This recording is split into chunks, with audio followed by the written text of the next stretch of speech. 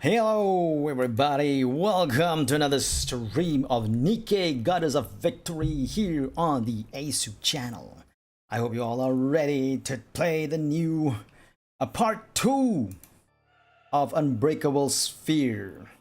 Anyway, we're gonna go in straight off. Hey John, welcome to the stream. Hope you're doing good. Also, my what do you call this? Leap motion. The USB cable seems to be off, and so no leap motion. So no finger tracking. Anyway, this is the new one. Mihara bonding chain is a machine gun, my favorite. But thing is, I have a lot of code fire already, so I don't know whether or not that's gonna be good.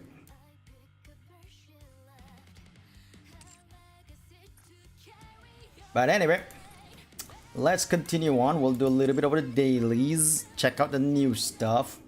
Like this is the siren costume, and this is the Mihara costume.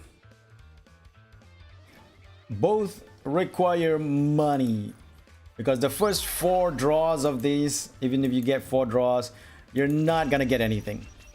The costume will only appear on the 5th draw and above. So you do need to put in some money if you want to try to pull for Mihara. That being said, I will get these free ones, do my 4 draws, just for the reason of getting the materials that you get from the draw. I might get lucky, might get one of the purple materials. Of course, it's not gonna be easy to get those.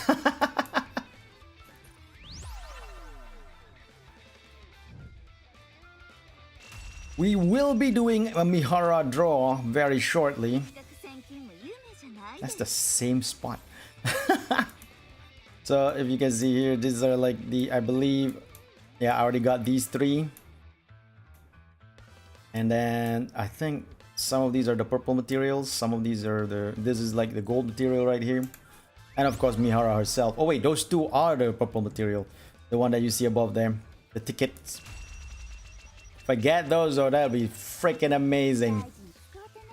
But not gonna get it. So yeah, that is Mihara bonding chain costume. I got this costume of Helm from one of those things, and I did plunk in some money for it. I plunked in $30. And managed to get her within the $30. Thank God.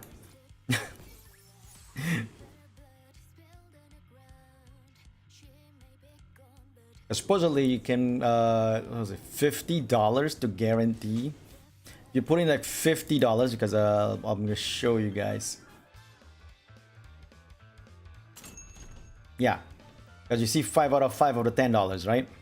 So if you put $50, you get 36. No wait, 30. You get 30 tickets. From that 30 tickets, you can roll and roll and roll and guarantee to get the costume. So, you know, you gotta go to put in $50. Did I put in $30 or less? No, I'm pretty sure I put in $30. I might have put in $25, $20. I can't remember. Anyway, I didn't go to whole 50 and managed to get that costume, so thank goodness. Still though, that is still money used to get a costume. My first time ever spending money on a gacha game to get a costume, only to get a costume, not even to pull or anything. So that's something else.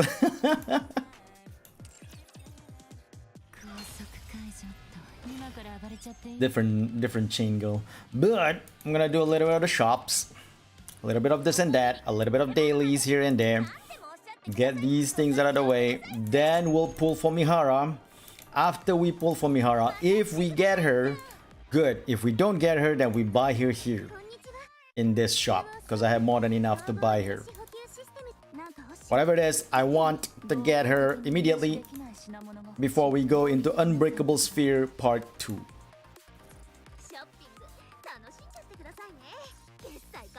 The whole point is to try to get Mihara by the pools, but if not, I will get her guarantee here on this ticket, on the mileage tickets. That being said, the shop parts are done. Hey, John Nguyen. Oh, wait. I was about to say like, hey, welcome. And wait, that's the same John from in Twitch as well.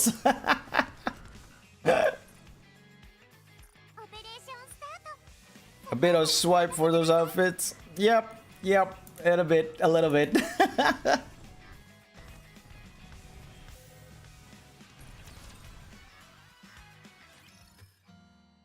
Oh, I don't need to do this. Oh, we got episode viewing for Uni. Oh, oh wait, is Uni going to be available for pool? But anyway, we'll just get that. We won't do that on stream. I'll do that off stream. First things first, we get free once a day pull, either on Mihara or Little Mermaid. Now, logically I would do it in Mihara, but I want to max Little Mermaid out more than I want to max Mihara, so we're gonna do it on Little Mermaid. Dang it. Dang it. I was hoping for that one lucky pull of gold. But you don't get that. Anyway, so we got 16 tickets, 16 tickets, and 8,100 crystal, and we need 7,500. Yeah, no, we got for what 30 pulls. I think we got enough for 30 pulls. Wait, we can still do. Oh, it's separated for both Mihara and Little Mermaid. Cool. Whoop, bam! Bam! Ah, dang it. We got the old school Mihara. maybe that's a sign. Anyway, let's do the pull.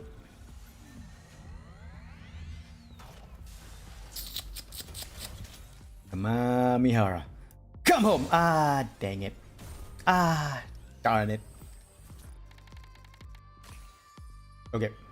Oh wait, that's 40 pulls, not 30 pulls. 40 pulls. Okay, not bad. Okay, let's do this. Okay. Come on, Mihara. Come on! Dang it. Ah, darn it. Another Mihara right there. Maybe the sign is you don't get new Mihara, you get old school Mihara. Alright, these are full crystals now. Wham! Damn it! Probability for a Nikke game is crazy low. I hate it so much.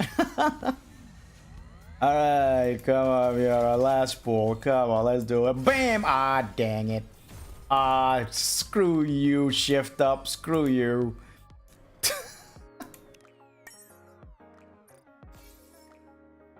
I hate shift up.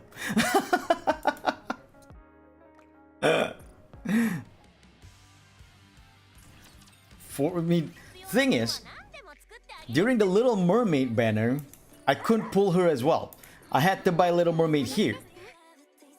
And now, all the way to Mihara's banner, I still couldn't pull any of them. So it's kind of screwing me over here. Over spec.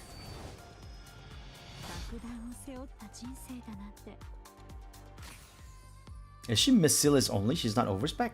I thought she is over spec. That's the part that hurts about this whole thing. About not getting Mihara here. Because I couldn't pull Little Mermaid on her banner either. No matter how many times I rolled and I had to buy her using the mileage tickets. That hurts. And now, same thing with Mihara. Could not pull her as well. What's going on with my probability in shift up? Shift up screwing me over.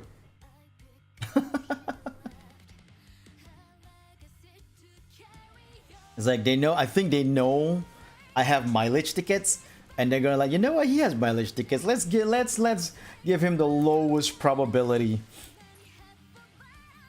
and have him not pull, not be able to pull for what he wants.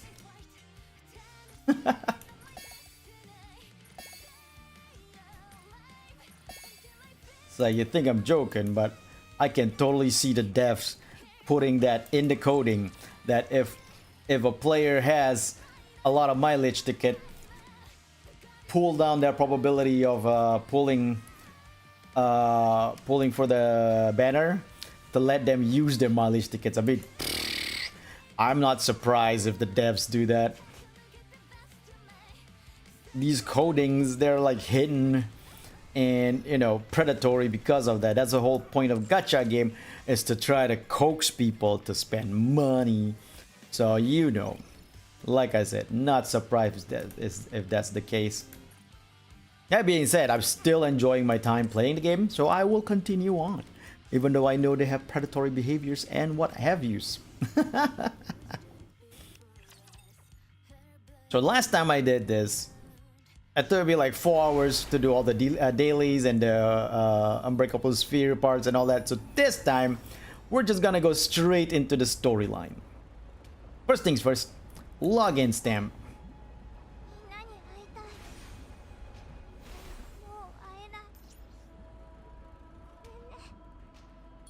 Oh, hold on. Gotta pick that up. So last time we gone through here, Mori, Mihara, and Uni were trapped in the... oh yeah, I'm supposed to get 8 more, is it? Yeah. 3 here. 5 here. So that's 8 more tickets coming up. So I can try to pull and complete, max out my... I want to max out both Mihara and Little Mermaid, but that might be asking for too much for a free to play. I think to max out both of them, I might actually need to put in money.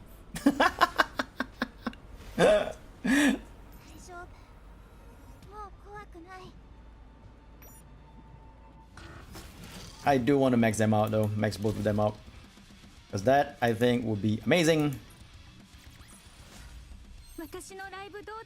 But that's something that we can't really think about right now. For now, let's go to the second, to story 2. And get this done. Oh, story 2 is here too.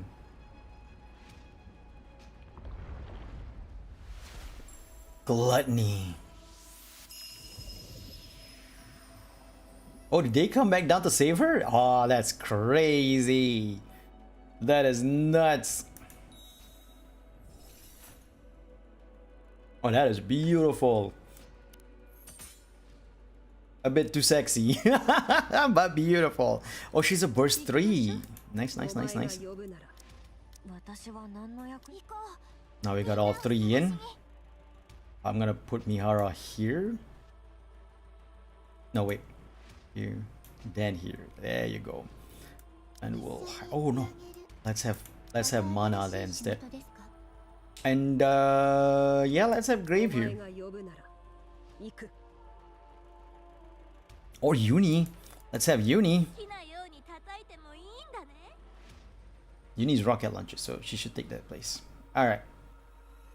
Not that all this matters, because we're just gonna power through the whole battlefield anyway. All right, let's continue the story of Unbreakable Sphere. Oh, sorry, I had to fix up my tracking a little bit. There you go. I remember when I first opened my eyes and found myself here, an infinite black void.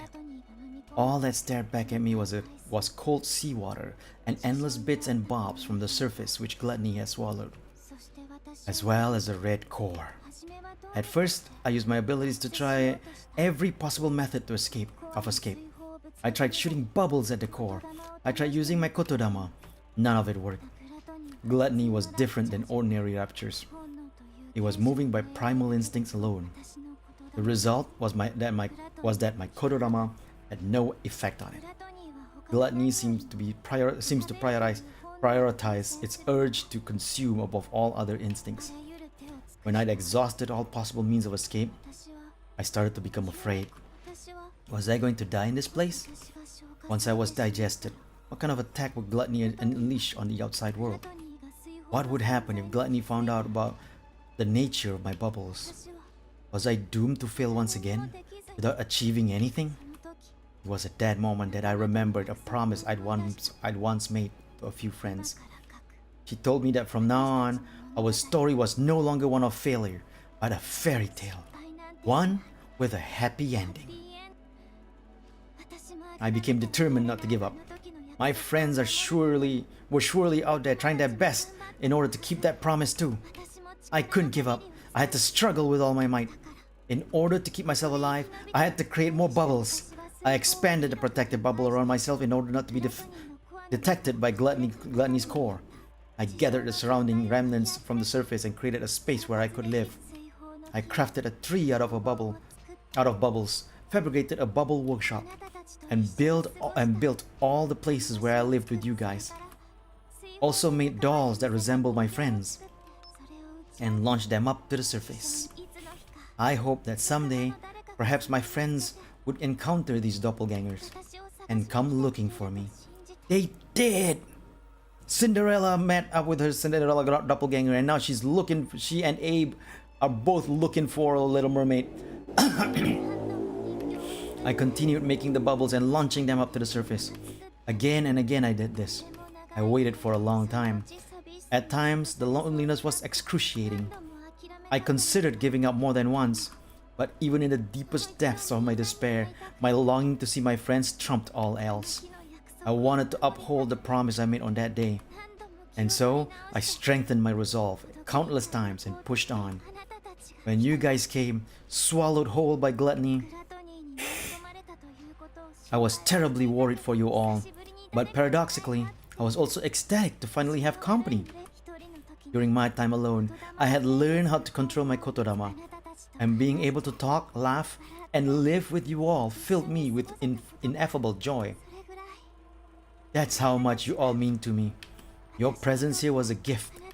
I'm so glad I was able to meet you all. I'm not afraid of the end anymore. I'm no longer scared. I'm no longer lonely. So don't blame yourselves and live well. Mori opens her eyes. What? Above Mori is a ceiling of what appears to be a medical room. Ooh, nice to meet you. I'm Mana of the MMR squad.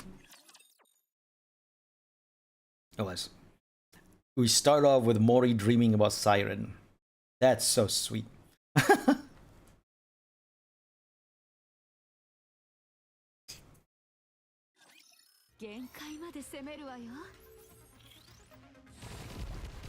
I don't really need to do anything. I can just let them do it. And then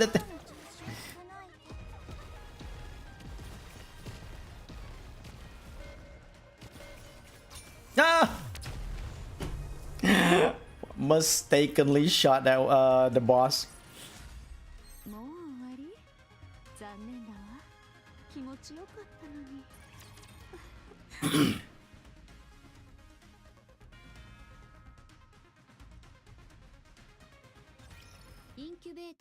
Are you Mori from the incubator squad?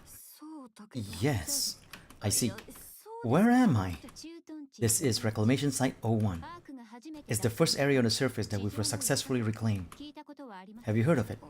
I have, but what am I doing here? Once we were out of danger, Wardress brought you back here. Are Mihara and Uni? They're outside. Would you like to go meet them? Yes. Mori! Mihara! What happened to Gluttony? Where's Siren? Gluttony left. No. Is there any way we can follow it? We need to go save Siren! It's possible for us to track it, but... Then let's go! We have to hurry before it gets too far! We can't do that. What? We can't go. Do you hear what you're saying? Don't you want to save Siren? Of course I do. But tracking gluttony is impossible. Why not? Mori, do you know what kind of rapture gluttony is? No, I don't. And I don't care. Besides, no. This is something you need to know. Siren risked her life to save your own. I can't let you go rushing headlong into danger without knowing anything, even if it's because you want to save her. You end up throwing your life away recklessly. All of Siren's sacrifice will be in vain. Gluttony appeared during the first Rapture invasion, a tyrant-class rapture. After humanity went into the Ark, it rarely showed up. And so, the only information we have on it is from old records. It consumed an ICBM intended to destroy the lift, then expelled all that energy back at the launch site, utterly decimated it. From that point on, humanity stopped using large-scale armaments against Rapture facilities. That's probably why Siren insisted on staying behind. If gluttony digests the AA pillar and the energy contained within it, this entire region will be wiped off the map. Is it really that dangerous? Yes, it is. It's a miracle that we were able to get out of the thing alive. And here you are, wanting to rush back towards it. Are you sure you can do that? You're afraid of fighting run-of-the-mill ordinary raptures. When you stand in front of gluttony, are you sure you won't lose your nerve? Besides, this isn't a problem which can be solved with willpower alone. Even if you're willing to risk your life, you most likely won't be able to make a dent in that beast. You'd be throwing your life away. I understand that it's a bitter pill to swallow, but there are some things which we are powerless to change. This is one of them. You can't do this, Mori. You must give it up. The best thing for us to do now is rest. In the meantime, we can take our time to mull this over. Let's go. I'm not stupid. I know that. I know that if I go out there, I'm signing my own death warrant. That I might die without being able to do anything. Especially since we're talking about me, someone who's afraid of even regular raptures. I realize I'd be powerless against something like gluttony. You're right. The right thing for a weak Nikke from the incubator squad is to do is give up. But I can't. I can't get it out of my head. I can't abandon her. She was the first person who told me she was glad I was alive. Even if I get chewed up, melted into a puddle, whatever it is, I want to go save her. I can't live knowing that she gave up her life for mine. So, Mori kneels in front of Mihara and Yuni. Mori, please, just this once. Would you help me? I know what I did to you is unforgivable. I know how shameless this request is. I'm perfectly aware that I should be asking for forgiveness instead of a favor. So I'll do anything. You go with me, I will do anything. I put my life entirely in your hands. You're telling me to submit a false report? I'll do it. I'll give you anything and everything I have. You give the order, any order, and I'll obey. You want me to die in your place? I'm willing to do it anytime. So please, help me. Just this once. I don't have any special skills or connections. All I can do is beg. So here I am, on my knees, begging you to help me chase after gluttony. Please. I knew this would happen. Once someone has shown love, they'll never give up. Has been shown love, sorry, my bad. Such affection, such sorrow. I suppose we don't have much of a choice, do we? If you're that determined, Mori, let's go save Siren. Mihara! But we can't rush in without a plan. Before we make our move, we need to find a clue as to how to take down gluttony. If we don't do that, then this isn't a rescue operation, but a suicide mission. Understand? I understand. Alright then, let's go see what we can find out.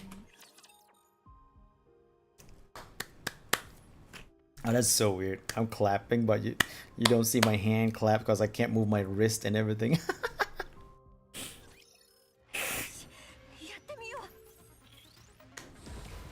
Oh, drift.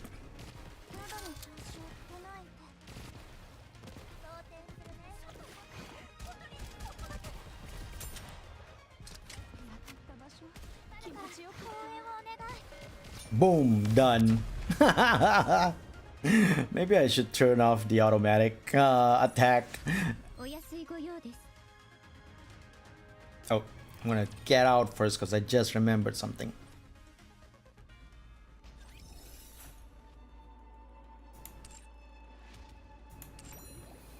Well, before that, let me just fix my tracking.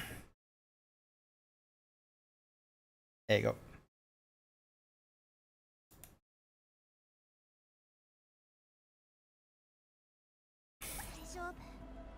We need to go to the shop to buy extra tickets so that we can finish the story.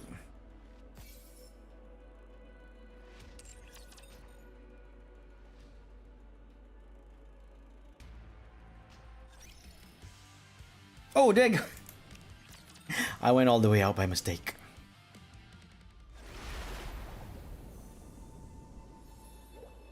Unbreakable sphere. Alright, story 2. Now we continue the story. Gluttony.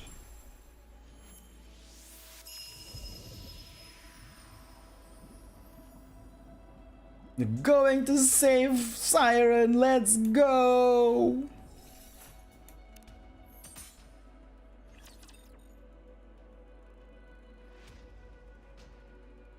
Let's save the best girl! Temporary operation room in Reclamation Site 01. So that's why you came to see me? Yes, we came seeking whatever knowledge you have on gluttony. I already provided you with all the basic information about gluttony.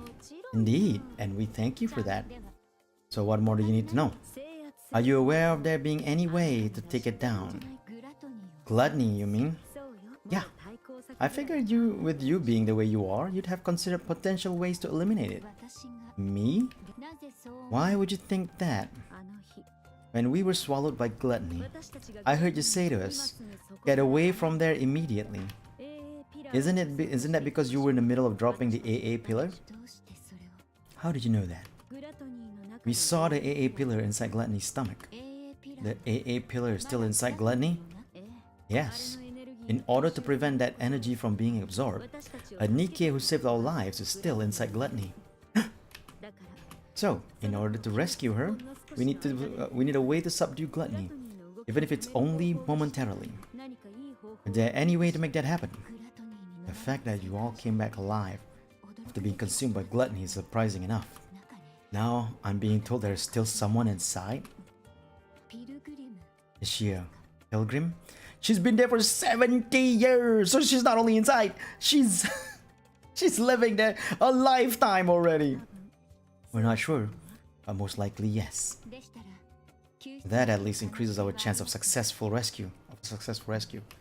We're conducting joint research into this incident along with the central government, so I'm not at liberty to act on my own and divulge information. I see. What I can do for you is introduce you to someone else who could help. Would that be alright? Who would that be? Ether? Hey, Shifty! Hello, since my first operation with Wardress, allow me to introduce myself. I'm Shifty, an operator from the Central Government's Intelligence Division. Nice to meet you! Nice to meet you too, Shifty. I'm seeing a few faces that don't belong to Wardress, at least according to the database. Since you mentioned this operation involves a few secret agents, I won't ask any questions. That's very considerate of you. Mana briefed me on the situation. You all escaped from inside Gluttony, and now you're planning to track it down in order to rescue the pilgrim that's still inside. Is that correct? Yeah, that's correct. Is there any way we could receive support from the central government? That would be somewhat difficult. Unless Gluttony poses a direct threat to the central government, they have decided not to actively pursue it. So you mean they're just leaving it alone? I figured that's the conclusion they reached.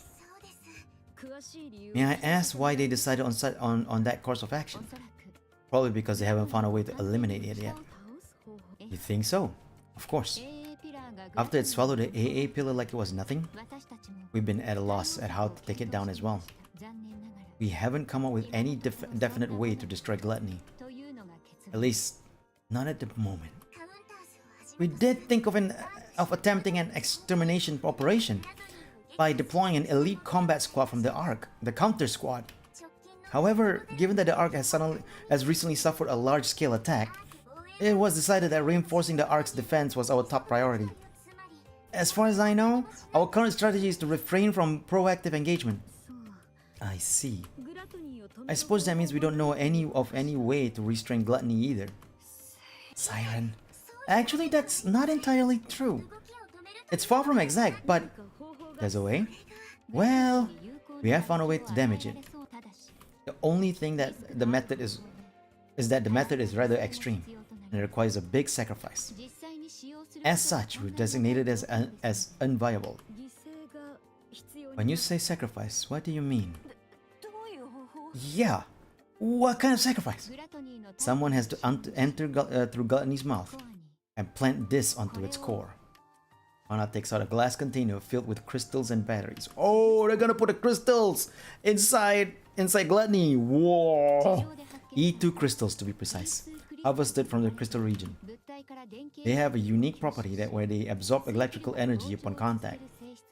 Then they continue to expand until all energy is depleted. They are dangerous to Nikkes as well as raptures. Unless sealed within a glass case like so, it will instantly consume anything it touches. If we're able to plant that onto gluttony's core, yes, no matter how adept that creature is at absorbing and discharging energy, there will be no way for it to counter a parasitic organism attached directly to its own core. Barring any unforeseen circumstances, I'm positive this could take it down.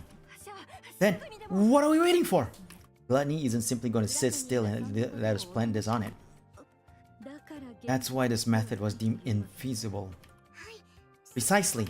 There had never been a recorded case of anyone escaping from gluttony after being consumed by it. But then you guys showed up. You all came shooting back up out of gluttony like some kind of miracle. But that's all. That's all it is. A miraculous fluke, yes, but a fluke nonetheless. If you were to go back inside, the chances of coming out alive are still close to zero. Even with that pilgrim still being inside the beast, if something were to go wrong during your attempt to try, we would have no safeguards in place to respond to such a situation. Right. If its mouth closes before you're all the way inside, or if the silver liquid touches you, you'd melt instantly. I'll do it. This isn't a decision you should make lightly. I'm not making it lightly!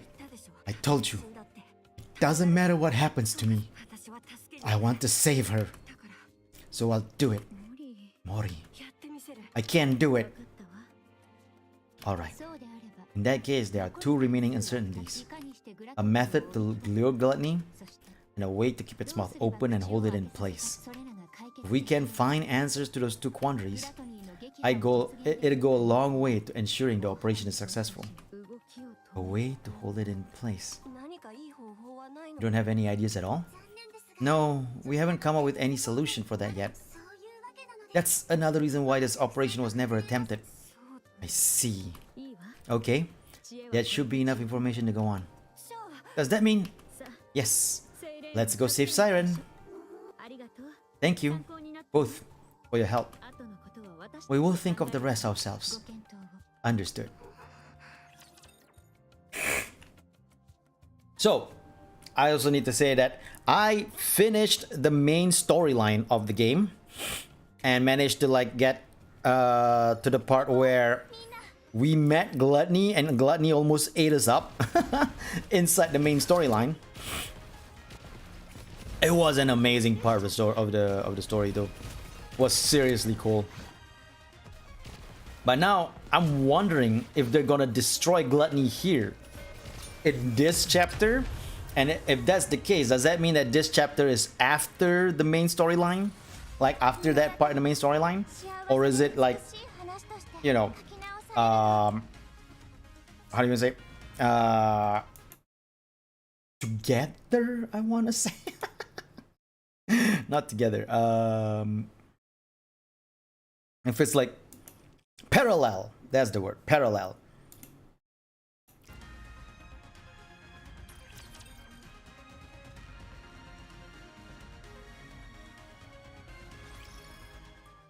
Reclamation Site 01. Indoors. How in the world can we hold gluttony in place? Mori, I've been thinking. Yeah? Remember how you told us you were willing to do anything? Yes, I'll do anything you tell me to. Just say the word. Then, would you perhaps lend me your phone for a moment? Huh? My phone? Yeah, I need it. That's it? Why'd you make it sound so serious? I was bracing myself for something big. Sorry. You seem awfully tense, so I wanted to lighten the mood. Don't you feel a little bit more relaxed now? Yeah, sure. I'm positively stress-free. Anyway, here. Mori hands over the cell phone to Mihara. What do you need it for anyway? I really don't know anyone who could help us. There's someone. Someone very powerful. I know someone like that. You certainly do. She sent you to us. Hold on. Are you... I'm going to contact her. Is that okay? Yes, it's okay. You don't have to keep asking for my permission. I told you, I'm willing to go through anything and everything. So hurry up and do it. Thanks, Mori. I'll be right back. You're not doing it here? I think I'll need a little privacy for our conversation. Uni, will you stay with Mori for a moment? It won't take long. What's wrong, Uni? Ara. Do you not want me to go? I'm sorry, but I really must go. I have something to discuss with this individual. I think they may have a solution to our problem. They should know a way for us to keep gluttony momentarily in check. Or in other words, a perfect way for me to utilize my power. So, please, could you stay with Mori for a moment? Mihara stands up. I'll be right back. Mihara walks outside, leaving Uni behind.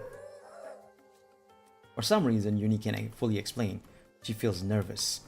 Mihara seems to have come to some momentous decision, and the fact that Uni doesn't know what it is or how to stop it terrifies her. Are you okay, Uni? Uni turns around and glares at Mori. Uni? Staring at the one she believes is the cause of all this, Uni is overcome by an inexplicable impulse. Mihara walks down the hallway, gripping Mori's phone. Maybe contacting this person isn't the right choice. No. I need to settle this once and for all, even if only for Uni's sake. I can't keep living in the dark, constantly under threat. I can't protect anyone like this. I can't save anyone. I can't achieve anything. It'll end up just like before. I'll only end up full of sorrow. I need power. I need to get stronger. Let's do this. Mihara unlocks Mori's phone and makes the call. A message. Mihara opened Mori's blah blah app.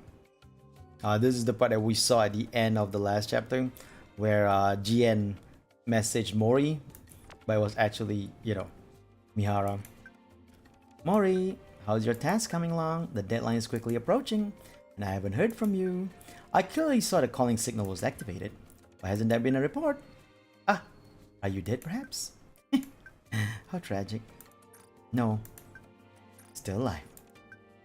Wow, still alive and kicking, are you? Excellent. Nice to meet you, GN. Did you hit your head or something? Don't you recognize me? You're right. I did hurt my head. I can't recall if I've seen you before. So allow me to introduce myself once more. Nice to meet you. I'm Mihara. My oh my! Now things are starting to get interesting. Can we have a little talk? Sure, why not? I'll contact you later. I'll be waiting.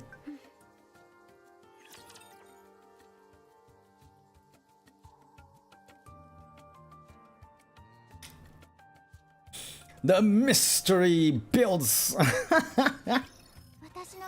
Okay, I'm gonna turn off automatic attack. I'm gonna be the one that aims and attacks.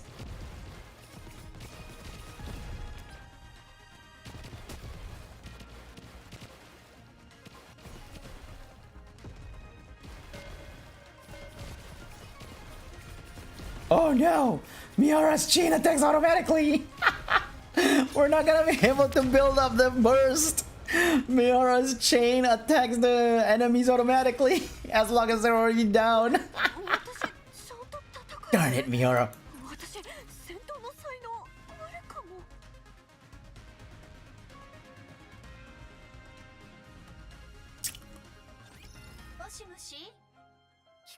Well, hello there. Can you hear me? Yes, I can hear you. I believe we haven't had the pleasure. That's right. Nice to meet you. Wow, you really don't remember. I guess your last memory was the one that finally stuck. Oh, is that so? I figured since you were hanging out with Uni with an explosive collar of your own strapped on, you must have retained some of your old memories, but apparently not. What a shame. Yes, it would have been nice if I remembered. Then I would have known about you much earlier. Oh, how nice of you. However, I don't see Mori. You didn't off her, did you? She's such a nice kid. How could I kill her? She's somewhere safe, resting. Ah, I see. She isn't dead? How come she isn't the one contacting me? Apparently, she's not afraid of being disposed of as I thought. What did you say? Did she tell you? If she doesn't report back with her findings on my little experiment, she's headed for the scrap heap. I assume you knew everything since you contacting me on her phone. Looks like I was wrong again. This is my first time hearing all this.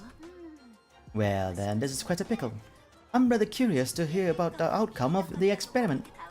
Perhaps I should ask you how it went. If I tell you, what's in it for me?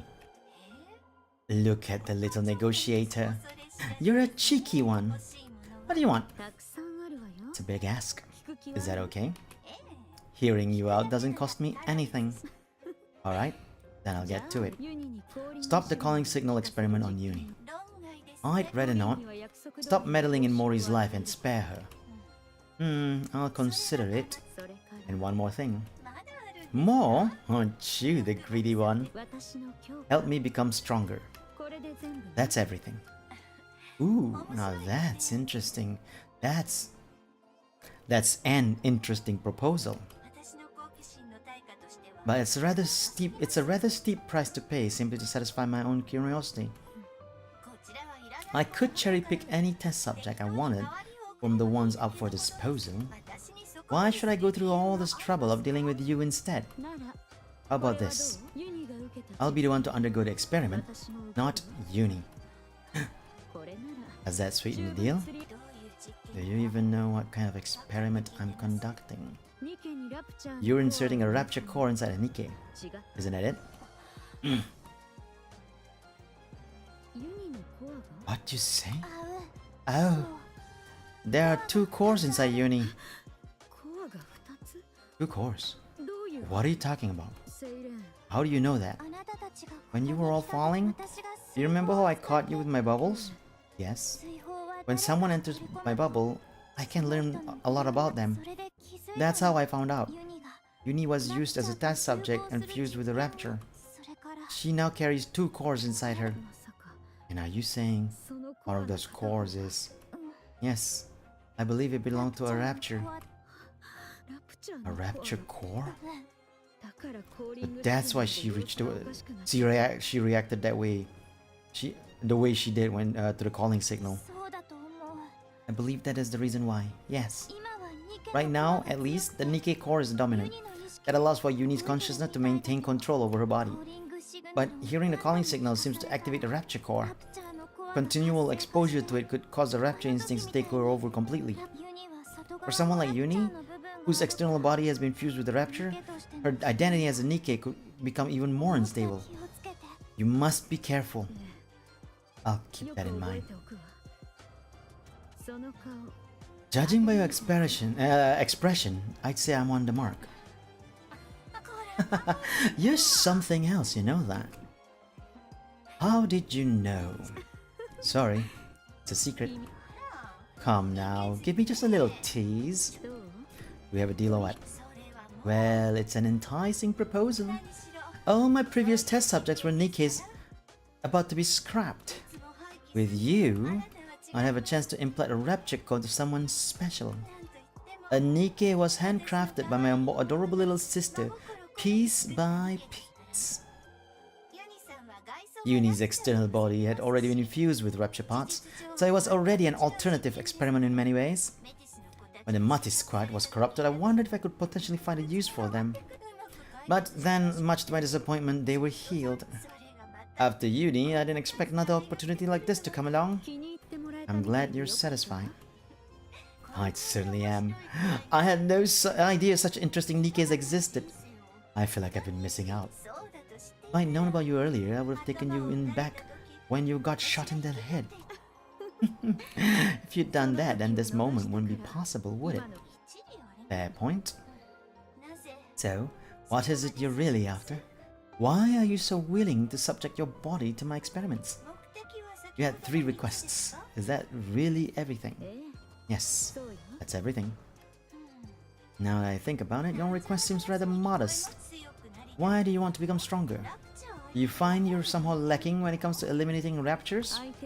I want to take down gluttony. Ah, gluttony! Yes, that would be an impossible task in your current state. If it's officially classified as a tyrant class, but in actuality, it's far beyond that.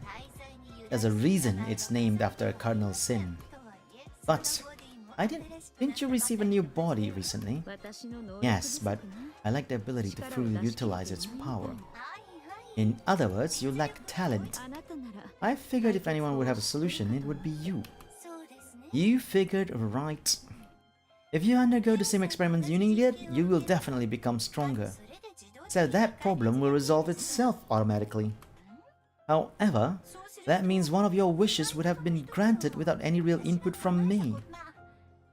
In that case, well, I will say that I owe you one. You can come to me with a request later and I'll grant it. Thank you. No need to thank me. You of all people should know that implanting a rapture core into a living Nikke is akin to a death sentence. If you want to back out, now's your last chance. Already gone through 2 memory wipes, and I'm walking around with a bomb strapped to my neck. I'm getting used to living on the edge. That may be so, but carrying 2 cores around is a different kind of thrill altogether.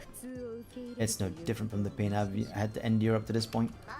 Alright, fine. That's what you really want. I'll stop playing around with the calling signal. I'll also give you what you want, and when it comes to that incubator friend of yours. And as for the strength you desire, I will put it within your grasp. Thank you. But I get something in return. You're now my test subject for life. I get to do whatever I want to you, and you're expected to grin and bear it. What that? Yes, understood. Good. I think you're officially fit for my experimenting table.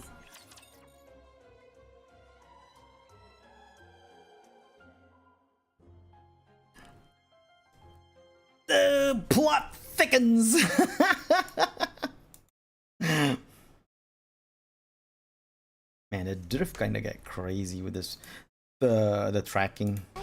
I think it's because I'm sitting down. Because the whole thing is made for like VR, you know, to play in a VR chat kind of thing. So the hip tracker is supposed to be for you to stand up and walk around, but if you're sitting down, it kind of drifts because of that.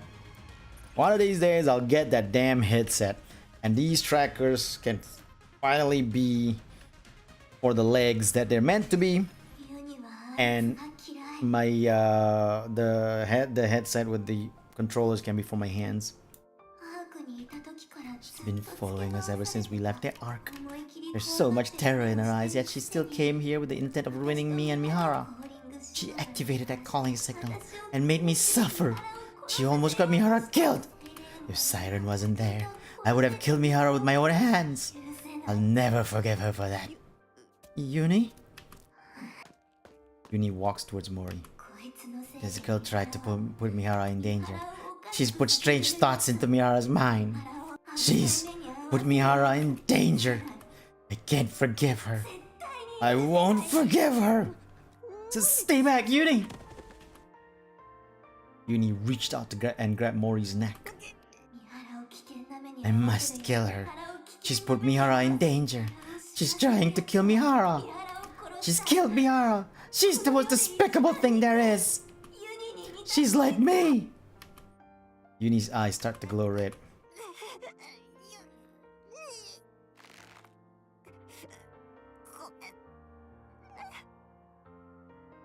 Tears start flowing from Mori's eyes. I know you won't forgive me.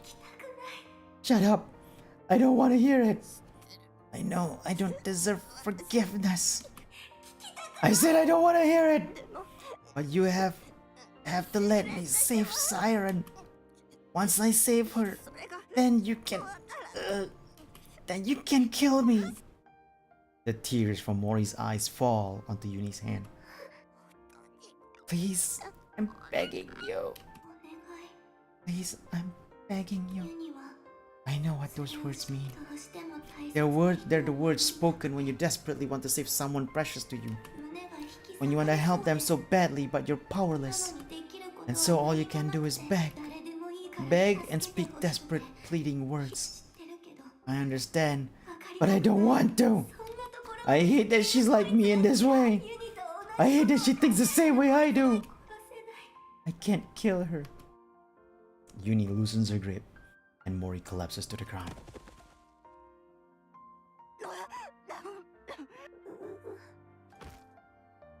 Uni slumps to the ground.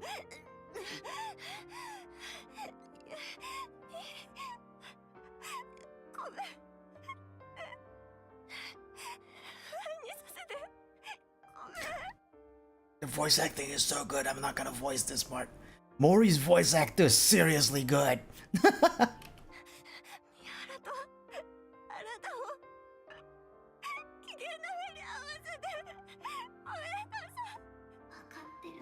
I know you are.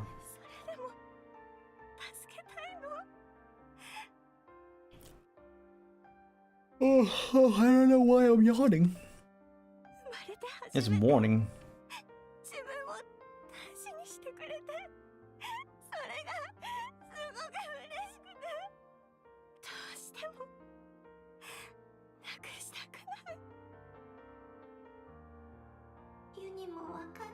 I understand.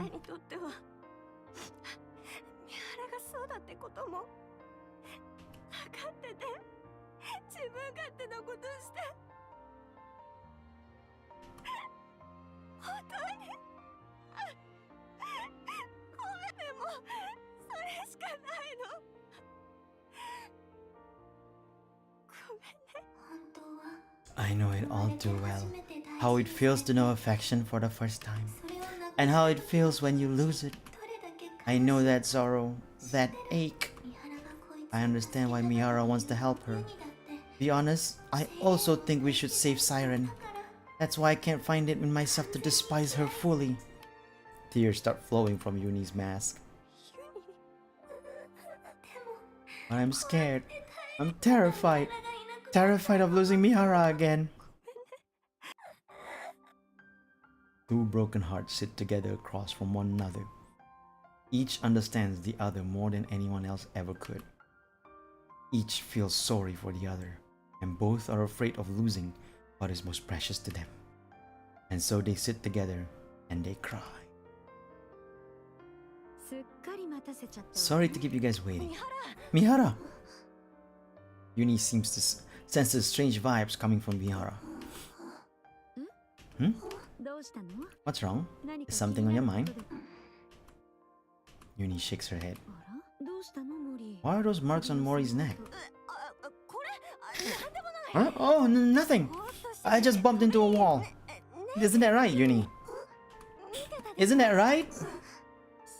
Well, I think something happened, but whatever it was, it seems like you two have resolved it. So I won't press. I appreciate it. Anyway, what took you so long? Did something happen? No, nothing happened. I just found a way to become stronger, that's all. What do you mean by that? Excuse me. Mana opens the door and comes inside. Oh wow, we were about to make our way over to you. I appreciate you coming to us. I think we can skip the small talk. Here. Mana hands Mori a glass jar containing crystals and batteries. These are the E2 crystals for the operation. Okay. As I mentioned, they absorb electrical energy and are incredibly dangerous. For Nikke's, even the slightest physical contact with these crystals will cause the body to be corrupted. Do not ever take them out of the jar under any circumstances.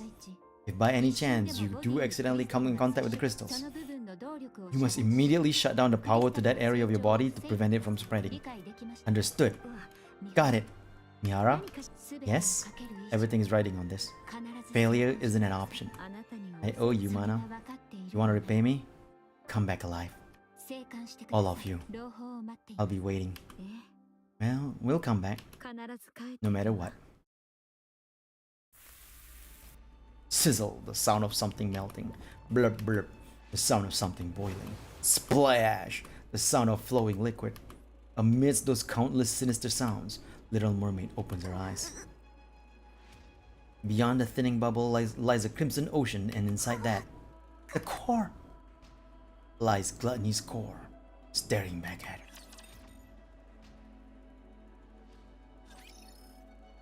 Little Mermaid senses it immediately. I've been discovered. Gluttony knows I've been hiding the AA pillar from it. The bubble barrier is thinner than before, probably because I condensed some of the bubbles around the AA pillar. That must have made it easier to detect. The bubble ignites as it touches the seawater. Droplets rush out to repair the crumbling bubble wall. Silver liquid seeps through the gaps that can't be repaired in time. You want to eat this, don't you? Clench! That looks so cute! Little Mermaid tightly embraced the encased AA pillar and gazes at Gluttony's core. Well, you can't have it. I don't care how much you glare at me. I'm not handing it over. Yeah, I won't let you have it. My bubbles will dissolve the energy, and it will disappear. A searing pain courses through a mermaid's entire body from her fingertips to her toes. At the same time, a bubbling sensation surges from within her. Reaching my limit, I'm starting to feel the side effects from the bubbles. Before long, my entire body will be turned to liquid metal. And as her vision gradually fades, Little Mermaid wonders, if she closes her eyes, how many more times will she be able to open them? No, not yet. It can't stop now. Not until all this energy is depleted. Desperately embracing the immense energy to keep it from escaping, Little Mermaid closes her eyes again. Mihara and Uni track Gluttony's movements. Meanwhile, Mori follows behind, not saying a word. Along the way, they encounter rapture after rapture, time and time again. They take them down, relocate Gluttony's trail, and press forward. It is Mori's first true skirmish with the rapture, entirely unlike her previous encounters with them. In the past, she had only caught glimpses of raptures while fleeing with support squads.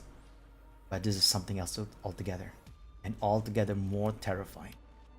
It feels as if the raptures could end her life at any moment with a single attack. Her wounds accumulate and wear her down.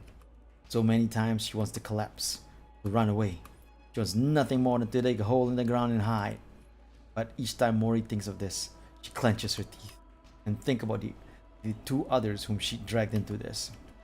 She thinks about Uni's eyes, filled with tears and terrified of losing Mihara. Of Mihara's relentless efforts to grant her wish.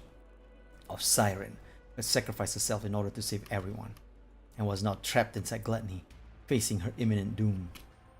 Mori thinks about every word Siren had said, every affectionate gesture she had shown to her. As she recalls all of this, Mori rejects her fear. She'd force herself up again, force her feet to move forward. She tightens her grip on her gun, even though she wants to grab a shovel and dig. On and on she runs, without any concept of day or night. Until finally, I'm not seeing a trail anymore. Gluttony must be close. We are just one step away from the place where Little Mermaid is waiting. We finally found her.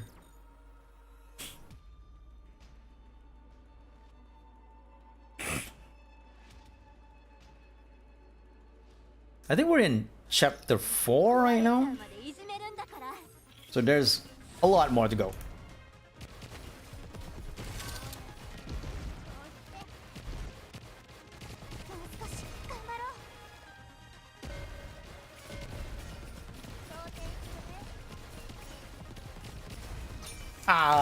We just can't get to the burst. Mihara's chain is actually good.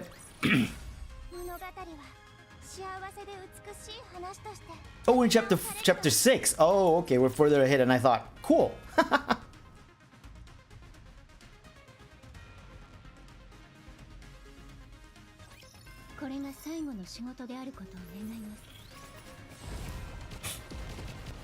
This is chapter 7.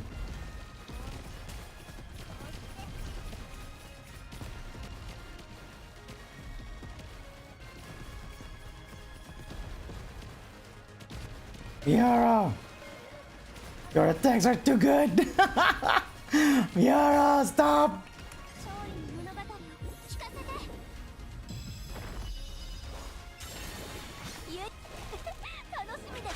This is actual uni.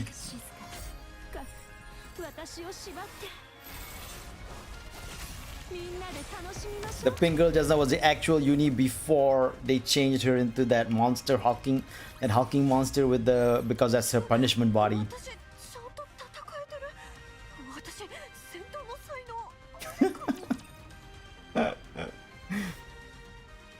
What she said just now was just like, wait, I actually managed to fight? Do I actually have talent in battle? There's a breach here. Yes, this should work nicely. Is Gluttony here? Yeah, it should be underground within a 10-kilometer radius. 10 kilometers? How are we supposed to find it? How do you think? We need to lure it out. But how? By using the beach, for starters. Setting up here will allow us to minimize the amount of raptures that could swarm us. Then what? Since Gluttony reacts so strongly to strong energy sources, I'd say it stands to reason that what we have to use to lure it, don't you? Do we have something that's capable of producing that much energy? We do. Both of you, listen to me carefully. I'll lure out Gluttony. Uni, once I get it to stop, you need to make sure it doesn't close its mouth. You need to hold it open as long as you can, however you can, until Mori and Siren are out of there. There's a chance they might not be able to escape through Gluttony's breathing hole. While Uni's doing that, Mori, you need to take the E2 crystal and hop inside its mouth. Okay. The main reason Siren refuses to come out is that she intends on sacrificing herself in order to eliminate the energy inside the AA pillar. In other words, if we can't convince Siren to leave her on her own accord, we can't save her. That's why your role is the most crucial, Mori. Not only do you have to go back inside Gluttony and plant the E2 crystals onto its core, you also have to meet up with Siren and convince her to come out. You can't do it. You can do it. I was about to say you can't do it. My bad. You can do it. No, you need to do it. We came here to save a life, not lose our own. You're right. I have to do it. I have to save her no matter what. That's why I asked for your help. Mori looks at Uni and Mihara. You both are risking your lives for my sake. I won't fail you.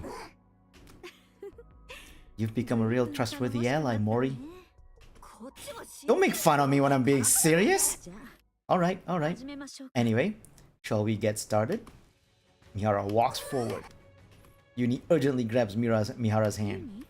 Yes, Uni? Uni shakes her head at Mihara. Though she can't explain why, her instincts are telling her to stop Mihara. Uni shakes her head desperately, pleading for Mihara not to go through with this. It's okay. I would never leave you behind. We promised each other that we would truly see each other, that we would feel each other's pain, and that we would atone for our sins together. I haven't forgotten that promise, and I intend to keep it. Yuni and Mihara lock eyes. Trust me, and wait. Failure is not an option. Yuni lets go of Mihara's hand. Thank you, Yuni. I'll be back. Mihara steps forward. Again, leaving Yuni behind. Code release. Activate all cores to their limit. Initiate fusion. Recognition complete. Activate all cores in body to their limit. Error. Reaction error. Fusion and success. Unlock code. Deep. I am the Alpha and the Omega. The first and the last. The beginning and the end. Activate all cores in body to their limit. Initiating fusion. The area near Mihara's core starts to glow red. Mihara! Mihara's curl up, unable to withstand the pain. What did you just say? Put... What? Where? Mana, you did receive what I sent, didn't you? I believe so. Are you talking about this? Mana points to a palm-sized black box. That's it. Looks like it arrived safely. I was worried because the elevator wasn't working properly. I suppose sending something small doesn't pose any issues. I would like you to insert this into my body. Excuse me? It's a special gift I prepared for Mihara to get her stronger much more quickly. Tuck it safe and sound beside her Nikke core, if you would. I would have loved to handle it myself, but with this being the first experiment and all. But as you know, I don't exactly have freedom of movement right now. Still not following. Mihara was the one who contacted me. Quite eagerly, I must say. She told me she requires additional strength in order to fight gluttony. Given that she couldn't utilize her current body's ability to its fullest, she wanted my help. And to that end, she agreed to become my test subject. Mihara. That's why I prepared this little doohickeys for her. It's quite risky, to be sure, but if you want to enhance her Nikke's abilities in one go, it's the best option available. So it's meant to enhance Nikke's abilities, yet you're having me inserted beside her core separately. Is this a rapture core? You're familiar with the ins and outs of Nikke bodies? I'm sure you can insert it next to her current core easily enough, right?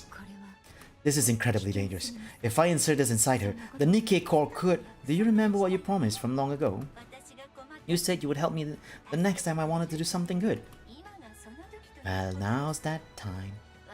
I can't leave the Ark at the moment, and Mihara needs to fortify her strength straight away. That leaves us with you, Mana. You're the only one who can do this. You call inserting this inside a Nikke a good thing? Of course! I'm giving a Nikke who wants to be stronger the power she deserves. What's more benevolent than that? But a Nikke and Rapture Core can't exist together. You of all people should know that a Nikke's core, yes, I know. Nikke cores have a barrier which prevents them from reacting with other cores. But what if you could break past that barrier? What? Are you telling me that you figured out a way? How? And that's my little secret. I told you, you might have to get sent somewhere awfully dangerous. You don't want that, do you? No. Now then, be a good girl, would you? Don't let your curiosity get the best of you. Don't pick inside the box and just put it inside her, okay? Understood. What's this barrier you're both talking about? Nikke cores have a safety mechanism, which makes it so they can't react with other cores. Even if it's two Nikke cores in one body, it prevents them from interacting. It would also prevent Rapture cores from devouring the Nikke core. And vice versa. You mean Nikke and Rapture cores can't consume each other? Yes, a clear example of that is core dust. I can distill a Rapture core down to its essence and use that to stimulate growth within the Nikke's own core. GN. Oh dear, here I go again running my mouth. If you knew any more about this, Mihara, you'd never be allowed on the surface again. So I'll stop there. On the other hand, it's nice knowing the stakes, don't you think? Of course. It's important to know these things. Now then, Mihara, once that core is implanted into your body, all the abilities you previously couldn't draw out from your body will fully awaken. If there are no changes after surgery, then it means your body itself is defective. However, I can quite confidently say that my sister is the best of the best when it comes to building Nikkes. So I'm sure you'll become much stronger, Mihara. That is, if you can endure the pain. Every prior test subject has died because they couldn't withstand the pain. You, however, oops, my bad. I clicked on it too fast. You, however, said you'd be willing to do anything. So I'm sure you'll be able to endure it, won't you? Of course. I can't wait to see how it turns out. Grit. Mihara clenches her teeth. Just as Jian warned, a pain beyond anything imaginable courses through Mihara's body. Her vision repeatedly turns red, fades away, and then comes back. Beep. Crackle. Warning, system error. Crackle. Warning, core response error. Warning, core resonance activation. Connecting code. Bzz, error. Warning, core type. Bzz, match. Bzz, error. Warning, barrier. Bzz, reactivation required. A series of warning sounds and error messages blare out. I know you're not used to a core like this, but you've got to accept it. Mihara closes her eyes and begins to suppress the sensation surging through her. Inside her body, near her core, is a searing heat, like a blazing inferno. Conflagration,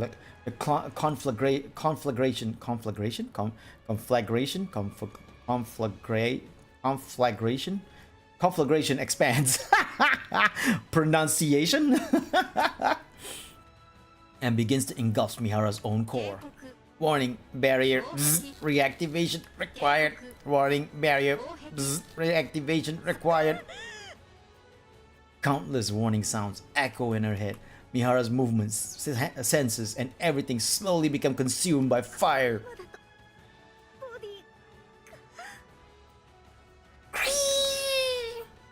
Mihara's body begins glowing even redder. The inside of her core boils like a massive fireball, a volcano on the verge of eruption. As it rages on, her consciousness drifts further and further away. It's then that Mihara realizes, the moment she is completely consumed by the flames, she, as she knows herself, would cease to exist. From somewhere she can't see, someone is screaming. A familiar voice cries out in agony. It screams, imploring her not to leave her behind again. Who is it? Who's calling me? Yuni and Mihara lock eyes. Yuni's eyes tremble with fear, terrified of losing Mihara once again. Her eyes beg Mihara to keep her promise. Mihara can't let those eyes be filled with despair again. Mihara bites down on her cheek. Harder. The sharp pain in her mouth pulls Mihara back to life.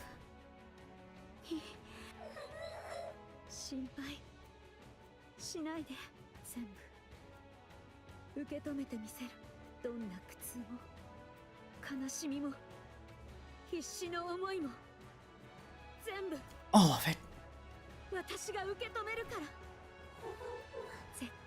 I will never abandon you.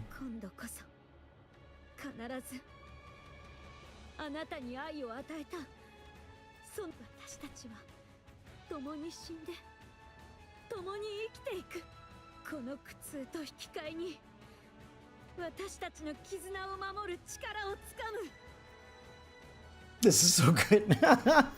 Hold on, I hit my tracker went off again. Oh, this moment is so good.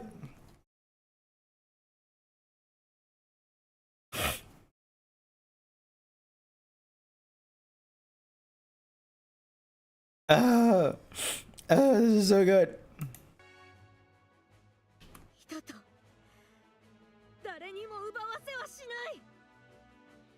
Light begins to radiate from Mihara's body.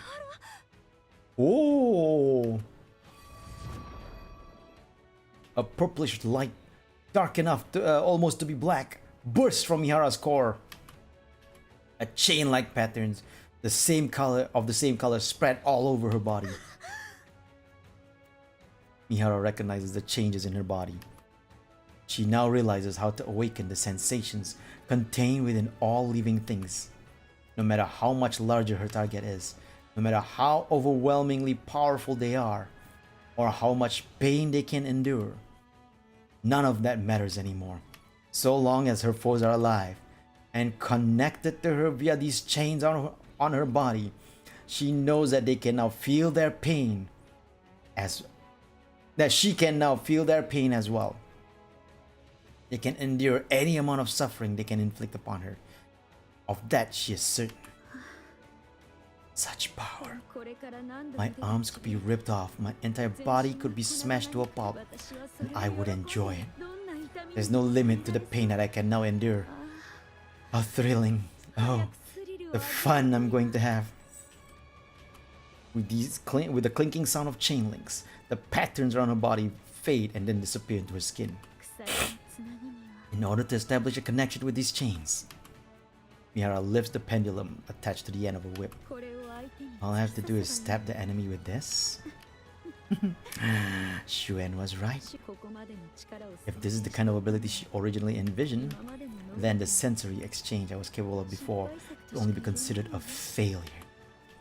Mihara looks at Uni and Mori, who are watching her anxiously. Are you okay? Yes, I'm fine. I've never felt this powerful in my life. Almost omnipotent. And considering how much energy I just released, it's bound to come calling. Everyone, back up! Gluttony emerges from the ground. Gluttony! Now that our guest has accepted my invitation, let's go, Uni. Mihara steps forward, resembling a female prison warden about to weave a massive prison for her prey.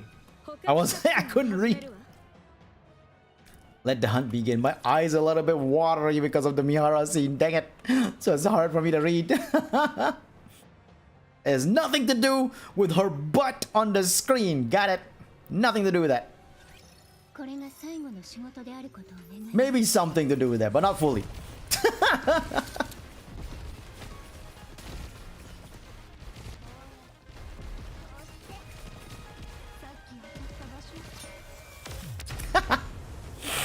Killed the boss without realizing it.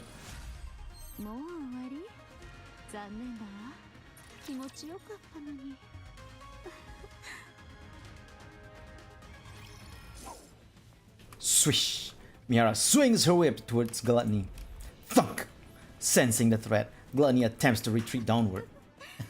Sorry to tell you this, but you're not going anywhere. Mihara lunges forward, striking at Gluttony with the pendulum. Clang! Gluttony twists its body and blocks the blade with its teeth. Darn, it's good at sensing danger. Maybe it knows instinctively that a hit from this is bad news. Mihara steps back and swings the pendulum towards Gluttony once more. Mihara, watch out for the tentacles! Gluttony extends its tentacles towards Mihara. Uni grabs the tentacles. Gluttony's tentacles writhe as if trying to escape Uni's grip, but she clenches the squirming bundle of feelers tightly and refuses to let go. The thundering roar, a shower of splinters bursts from Gluttony's body.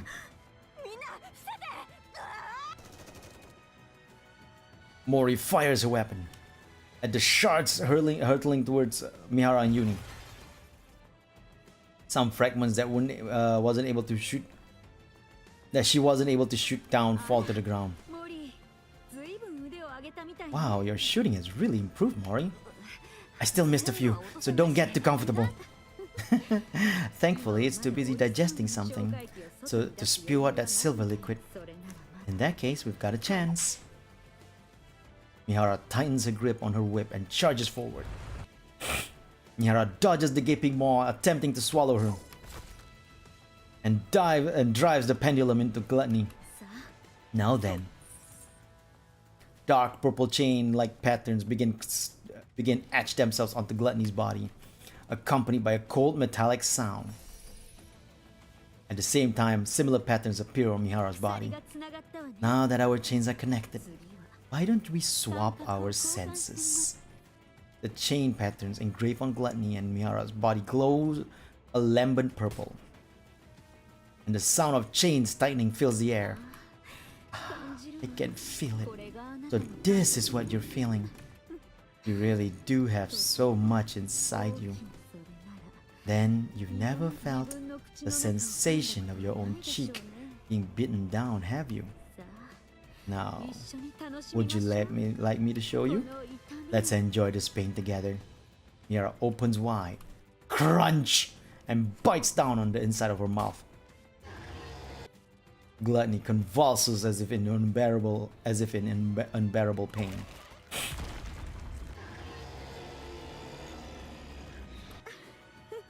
You're so spirited now. Why don't we enjoy a little more? Gluttony trembles violently, its teeth clattering from the agony. My goodness, I didn't expect the pain to be so bad that you'd try to close your mouth. You can't have that, otherwise Mori won't be able to pass through. Uni? Uni lets go of the tentacles and quickly dashes forward. She pries open the struggling gluttony's mouth and forces her body inside. While bearing the weight of its descending fangs, she keeps its jaw forcibly open. Gluttony continues to spasm in pain. Uni uses every ounce of her strength to keep the creature's mouth open as the crushing weight of razor-sharp teeth bears down on her. Your body can handle the stress. You're incredible, Uni. Uni! Mori, you have exactly 30 minutes, not a second more. After that, my sensory exchange will be severed. You've got to convince Siren before then. 30 minutes? That's all I have? Can you do it? Yes, I can do this. Then go. Go and rescue Siren. Okay. Mori looks at Uni, who seems to be calling to her. Uni and Mori lock eyes. I can't believe it. Did she just wish you good luck? I think so. Thank you, Uni. I'll rescue Siren if it's the last thing I do.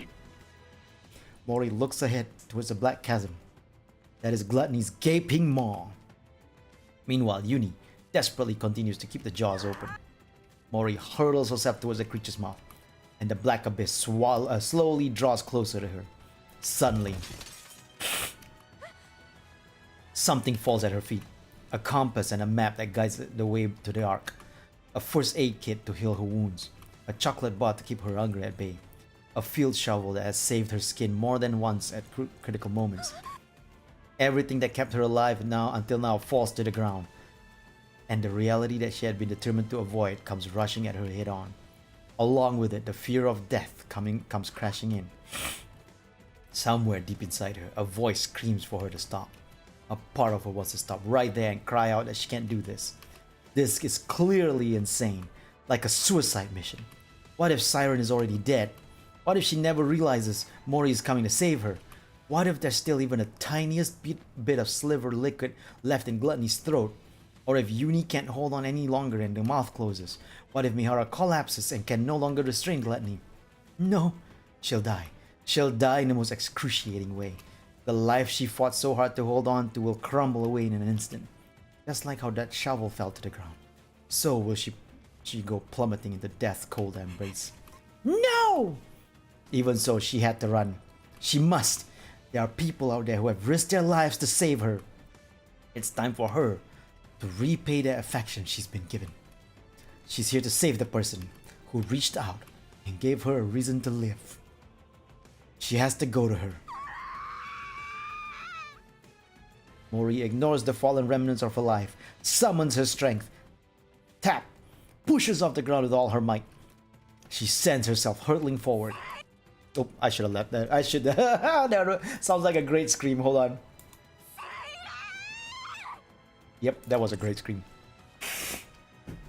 hurtling towards a lifeless abyss.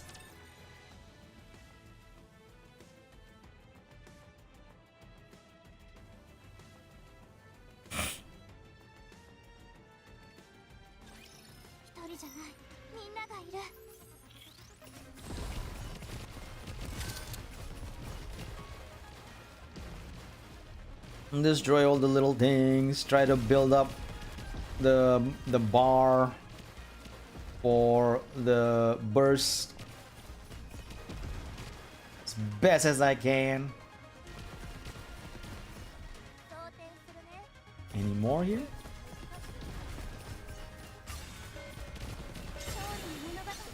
Oh, wrong one. That was, I wanted to play Mori's burst. That's the reason why I did all that in the first place. But I played Uni by instinct.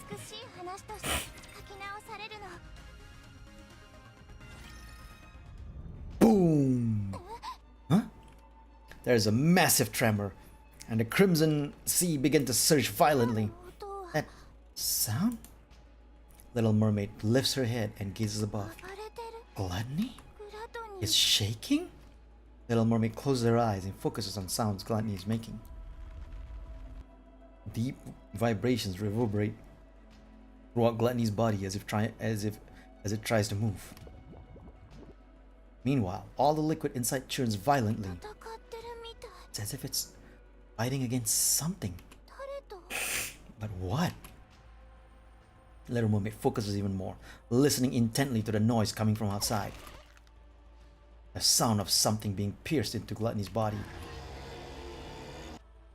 The agonizing cries of Gluttony as it wreathes in pain. Something is hurting it. The sound of something blocking Gluttony's mouth. The sound of footsteps. Someone's running this way? Dang it. The moment that scream came out, my eyes just watered up. It's so good. Little Mermaid looks up. Through the gap of Gluttony's open mouth, light pours in. And within that light, Mori is there. Little Mermaid frantically raises her hand. I need to save her! The bubble stretches from Little Mermaid's fingertips and wraps around Mori. Shortly after, the bubble lands on the tree. Mori! I really thought I was going to die. What are you doing here again? Hold on. Hurley digs through her belongings. Clatter inside a glass bottle. The E2 crystals and battery remain intact. Thank goodness. I got it through safely. Mori? Siren. Mori grabs Little Mermaid's arms. Let's get out of here. Huh? Oh, that was a short part of the chapter.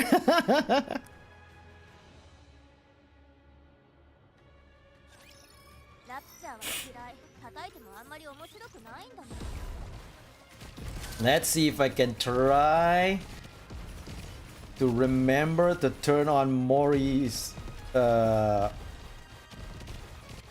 what do you call that?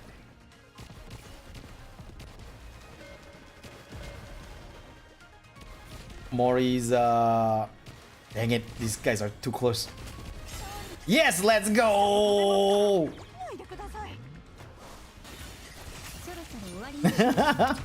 I wanted to get a damn cutscene.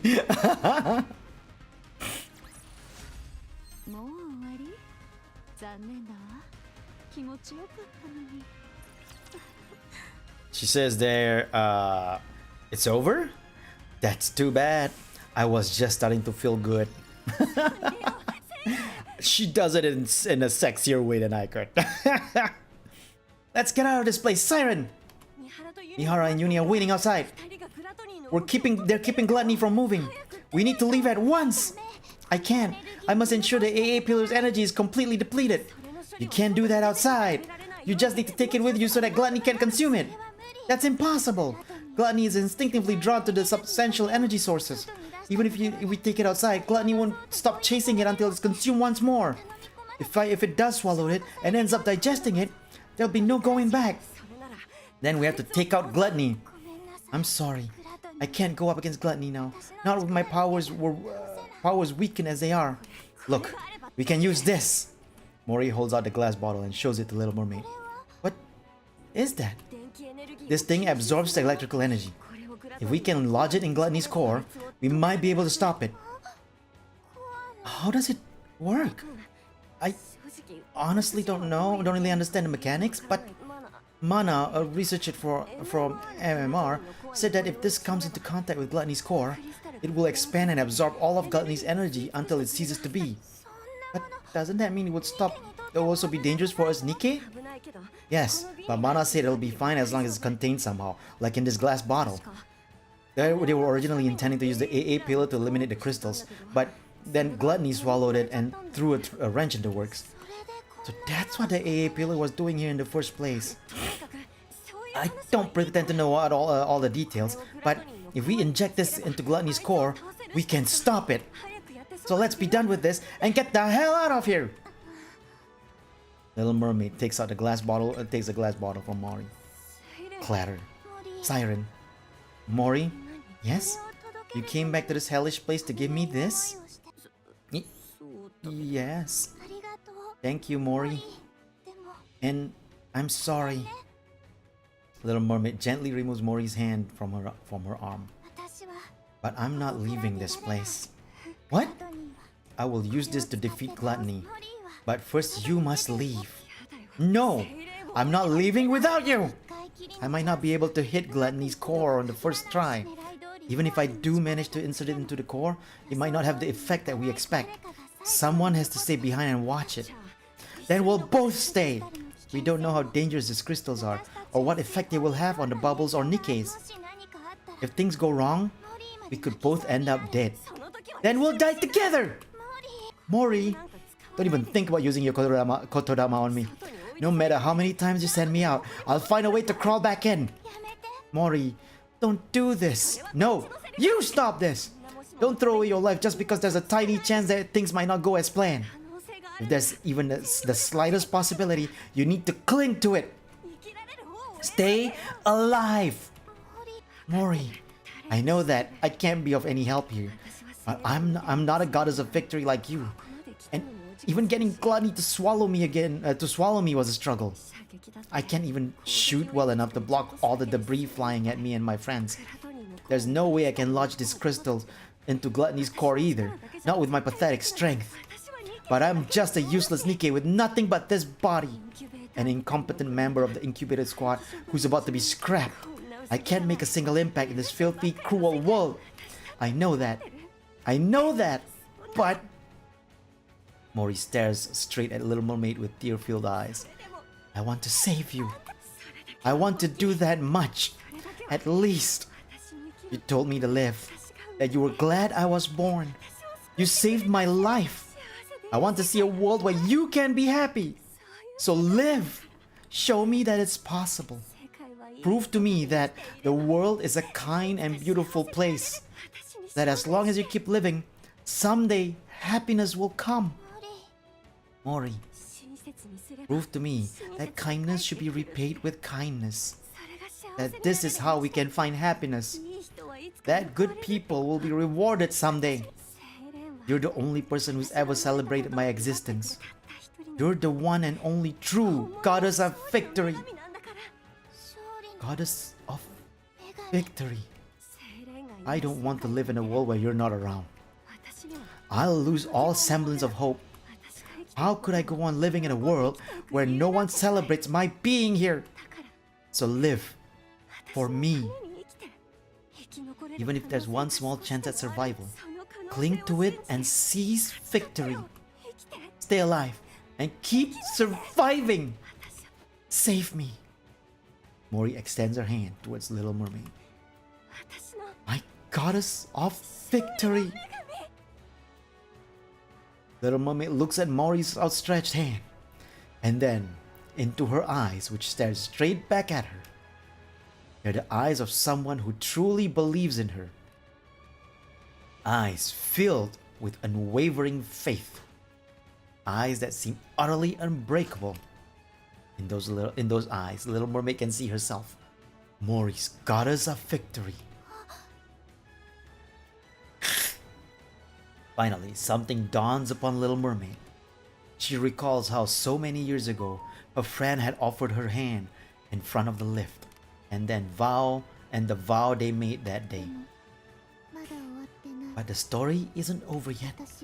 I must continue writing it, not just for myself, but for all of you as well. Did we step into the lift that day expecting to succeed? No, we never tried to predict our success. Instead, we simply carried out our mission, which was to rewrite our story. I promise that the story we'll write from now on won't be one of failure, but one with a happy ending. To reach a happy ending. Come, let's write our story. We'll risk our lives to become the goddess of victory, who will never fail again. Little Mermaid looks again at the hand extended toward her. Every time she wavered and wanted to run away, her friend's unshakable faith guided her. And now, once more, that hand is reaching out to her. You're right. I can't give up. If there's even the slightest chance of us being able to rewrite our story, I have to take it. Little Mermaid grabs Mori's hand. I'm sorry, I was fixing up my... what happened to my other hand? What? Hold on.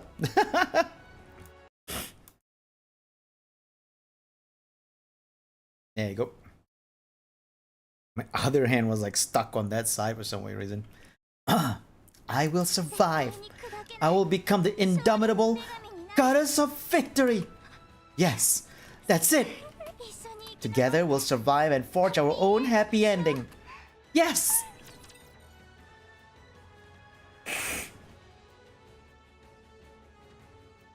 It's so good. The story's so good.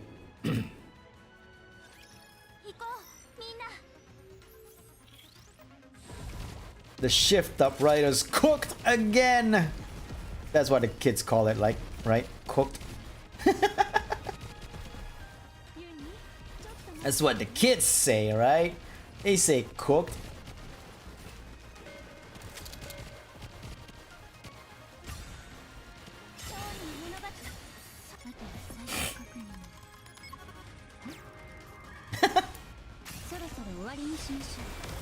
I forgot how funny Mana's cutscenes are.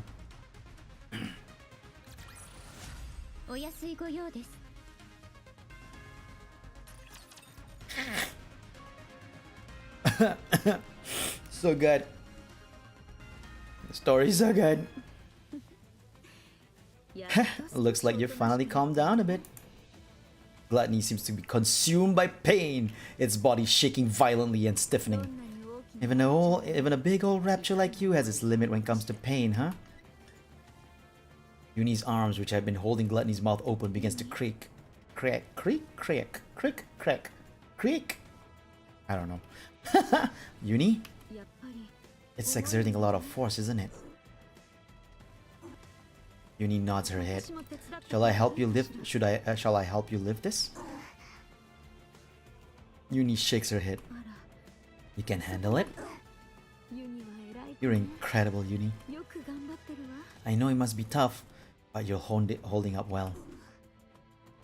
Uni looks at her creaking arms. The force is immense, but she can't let go. Because the moment she does, 2 lives will be in danger. Uni suddenly feels as if the weight pressing down on her is that of 2 lives. And then she remembers the way she frivolously threw words around when taking countless lives. If she were to bear the weight of all the lives lost to her thoughtless words back then. Okay, to those who don't know, a little backstory. Uni betrayed the Ark and killed innocent people during a big rapture invasion in the Ark. That's why she's being punished and put into this body of punishment. Pew pew! Just how heavy would it be In that instant, Uni feels the unbearable weight of her sins. She now realizes the full weight of that promise she made then. The promise that she would do anything. The greater her realization, the greater the weight of her sins upon her shoulders. It crushes her, suffocates her. Uni looks at Mihara. It's okay. You're not alone. I'm here to bear the burden with you. That's why I gained this strength. So let's save them. Let's rescue those who see our presence as a gift. The one who consider us friends. We keep saving them all, one by one.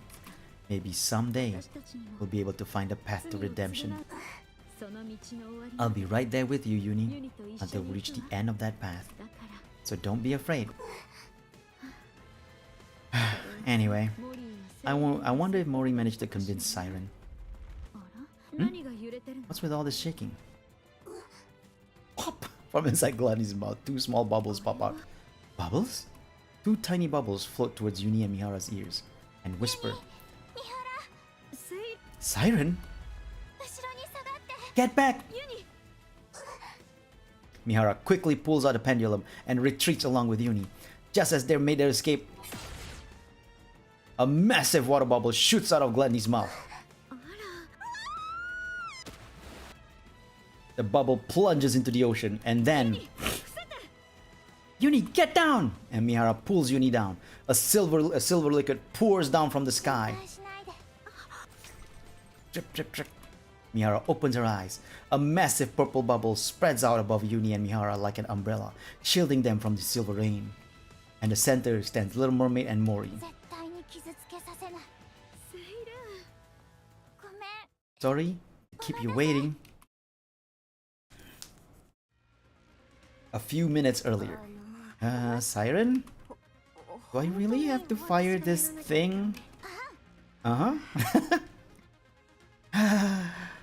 Looks at the bubble gun in her hand. Let me make sure I've got this right. The bubble bullet containing the crystal is loaded in here. And once I pull the trigger, it'll fly straight towards the core, right? And while you do that, I'll send this entire space up to the surface. That way we can protect ourselves from any unforeseen dangers the crystals might pose. You're going to bring up this entire area? That's why I need your help. The moment I make this space afloat, that's when you fire that gun. That way the bullet will hit the core at the same time we surface. But what if I mess up? What if I miss the core? It's okay. The bullet will find its map. I guarantee it. In other words, even if I miss, you'll use your Kododama to make sure it lands where it should. Alright then. Mori positions herself under the bubble tree, where she has the clearest view of Gluttony's core. I'm ready. Let me know when I need to shoot. Alright then. Closes her eyes and gives a command to every bubble in the surrounding area. All together now. Let's rise to the surface! With a powerful tremor, the space encased in bubble begins to float. Mori, now! Mori locks her eyes into Gluttony's floating red core. Here goes nothing! She pulls the trigger. The bullet ejects from the bubble gun, pierces through the bubble wall, and it heads straight for Gluttony's core. Siren! Hit your mark!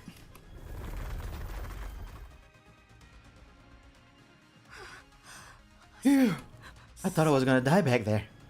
Mori collapses onto the ground. What about the crystals? We made sure it hit Gluttony's core. Blah. Reading comprehension. We saw it start to expand. The formerly paralyzed Gluttony starts to slowly lurch about. I guess that wasn't quite enough to do the trick. Yeah, but it doesn't look like it had no effect. Little Mermaid points to Gluttony's mouth. Inside its gaping maw, countless crystals continually form and dissolve into the silver liquid. Looks like it chowed down on the crystals, alright. We must eliminate Gluttony once and for all before the silver liquid completely dissolves the crystals. So I'd like to ask, will you fight by my side? As if you had to ask. Of course we're with you. That's why we came here. Yeah, don't be silly and ask such an obvious question. I already told you, we're all coming back alive. Little Mermaid is surrounded by friends who risk their lives to save her. Friends who are unbreakable. You're right. We're all making out of here alive. Let's win this together. Alright. Encounter!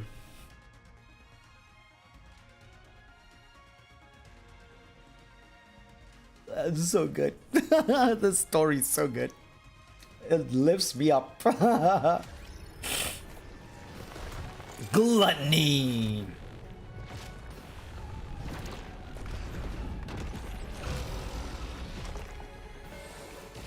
And dead.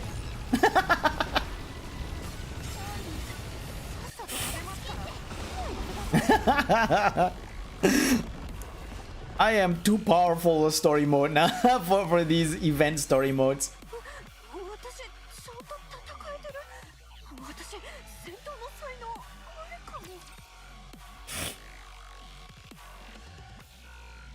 That's it. That's the end. The last chapter. Now we have the ending and finisher. Gluttony roars at the ground. It's taken one heck of a beating, yet it's still making such intense vibrations. The core is certainly holding up better than we expected. It isn't breaking apart like we thought it would. Maybe the core has gotten weak and there's not enough energy reaching the crystals? If only we could throw some kind of bait to make the core expand and crystals grow larger. Bait. I've got the thing. What? Oh, you mean the AA pillar? Alright, I totally forgot about that thing. Since it's already been melted by the silver liquid, it should be absorbed quickly. If we feed that to the core, the crystals should grow much larger. Well then, let's get this thing to open wide, so you can feed it a little treat. Let's go! Mori fires a barrage of bullets at Gluttony's battered body. Its tentacles try to burrow into the ground to avoid the bullets. But Uni grabs hold of them, preventing the beast from retreating underground. Nice going, Uni! Mihara swings her whip towards Gluttony and lodges the pendulum firmly into its body. Gluttony spews silver liquid into the air. Watch out! Spread out! Little Mermaid whispers, an array of bubbles expand and shields the group. Don't you dare go around spewing such dangerous stuff. Chain patterns appear on Mihara and Gluttony's body and begins to glow. Shall we have another go at it together? Mihara bites down on the inside of her cheek. For a brief moment, Gluttony freezes as if unable to withstand the pain. Siren! You want this pillar? You want this pillar so badly? Come and get it! Little Mermaid stretches her arm. Bubbles brimming with the AA pillar energy bloom in the air. Everyone, step back! Okay! Alright! Mihara yanks out the pendulum. In a desperate fit, Gluttony opens its mouth wide and lunges towards Little Mermaid, its colossal body scraping against the ground. You want food? Little Mermaid swings her hand, and the bubbles all fly towards Gluttony's core. And chew on this! The silver liquid within the bubbles seeps into Gluttony's core. Then, the E2 crystals absorb the energy surging forth from the core, causing them to rapidly expand. Break apart! At last, Gluttony's core shatters. So this should be after the main story then, because Gluttony dies. Unless there's more than one Gluttony. Gluttony collapses to the ground. The crystal that fills its mouth shatters as well.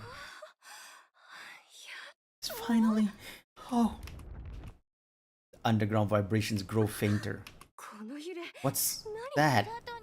I think it's Gluttony's main body. Wait! You're telling me there's more to this thing? No wonder I said something more when I exchanged senses with it. That must have been the connection to its main body. You're right. When I was inside its throat, I used the bubbles to investigate. Okay, so Gluttony's body is bigger than what's known. The one that we saw on And the main story is just part of that. Okay, so Gluttony's still alive. Damn, this is a huge rapture. Gluttony consists of one massive main body with multiple mouths attached to it. Ah, so multiple mouths. The place where I was staying was inside the throat of one of those mouth organs. So the core we just destroyed is the core of that mouth? I'm afraid so. But that's why you kept saying we were inside its throat and not its stomach. That's some rapture. How can you still laugh at a time like this? What are we gonna do if that thing comes back? It won't. Judging from how faint those sounds are, it seems to have run away. So it severed one of its mouth and fled? It most likely ran away because its main body was about to be swallowed by the crystal. Nice to know we had it against the ropes. Considering how it ran off with its tail tucked between its legs, I doubt it'll be back anytime soon. It knows that this place is filled with the worst nightmare. So, what then? Did we win? Yes, we did. We won. We won! We won! Mori collapses to the ground. Uni also collapses. Otsukare-sama! Siren? How does it feel to be back in the great outdoors after so long? Well, oh yeah, that's a good point. I guess it has been a long time for you. Yeah, it's been a really long time. The Little Mermaid looks up at the sky.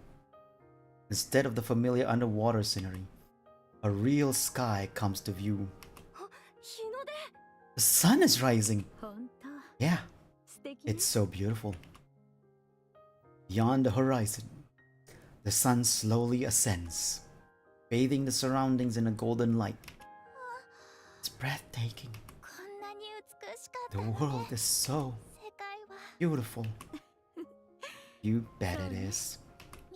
Mihara, Uni, Mori. Tears flow from Little Mermaid's eyes. Thank you for saving me. Oh, this is a beautiful art. This is a beautiful art. Dang. It looks so good. This is like wallpaper level art. You can have this for your phone wallpaper. It's beautiful. Actually, now that I say that, let me screenshot this.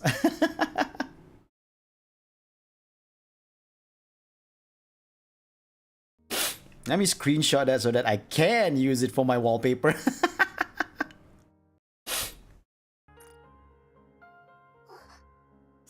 Siren, what are you crying for? Because I'm so thankful. Oop. Drifto. There you go. I never thought I'd be able to see the sun again. I'm just gonna leave the actual voice for this one.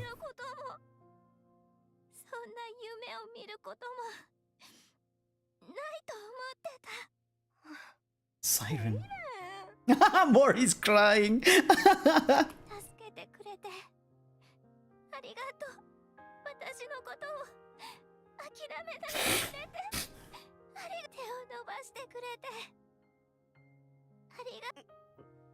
Oh man, don't you cry.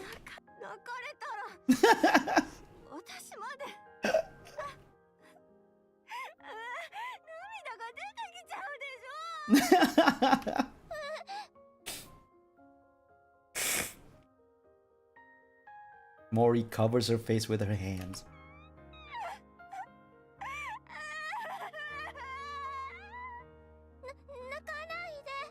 This is so sweet.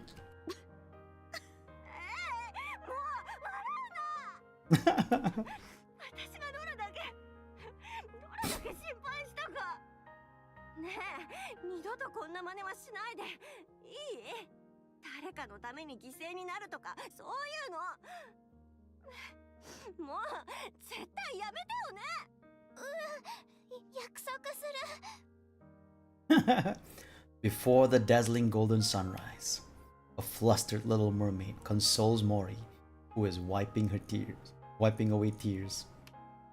Meanwhile, Uni simply gazes at the moving scenes before her. Uni, how are you feeling? How does it feel saving someone for the first time? Uni looks at her battered arm, then at Mori and Little Mermaid, who are laughing together. Feels good? If you feel good, then so do I. You did great, Uni. Alright, you too. That's enough moving around now. That girl. Isn't that one of your bubbles, Siren? Cinderella! Cinderella sees her! Everyone looks in the direction Mihara is pointing. Cinderella! Girl with long pigtails made of purplish bubbles. Oh, okay. Cinderella's bubbles. Okay. It's one of Siren's bubbles. I thought she meets an actual Cinderella. Those are the bubbles I sent to find Cinderella. The mermaid reaches out towards the girl. But the bubble disperses and eventually dissipates. What's she doing here? Siren, over there! Look! Mori points behind Little Mermaid. Come on! Oh my god, are they gonna animate the scene where they meet Cinderella? It is! They're animated the scene where she meets Cinderella!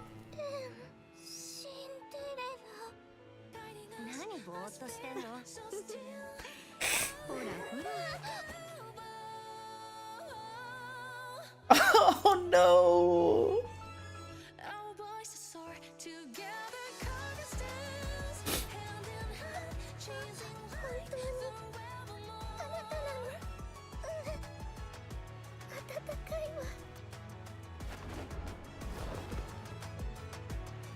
Oh no, I'm crying.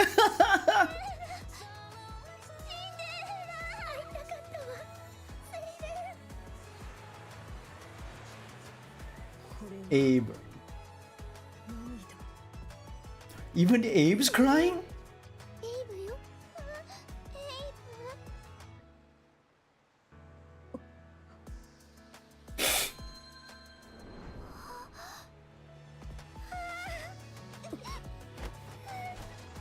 Grave forgot who she was, so she doesn't remember she's Abe.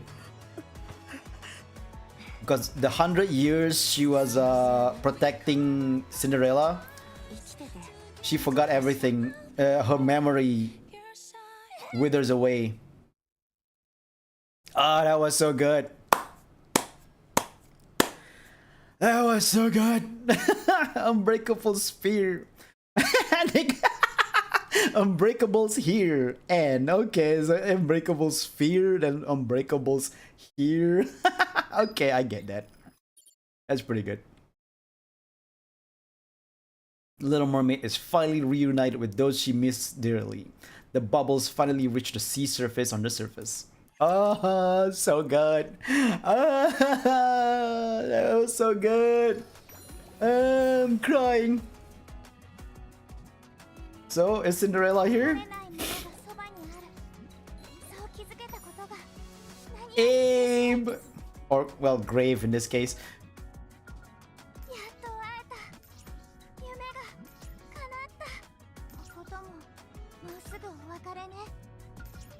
Wait, where's the... There seems to be... Near here. Oh, there it is. Ah! To think this weapon which I created someday. What you say again? The potential, the uses for the bubbles are endless.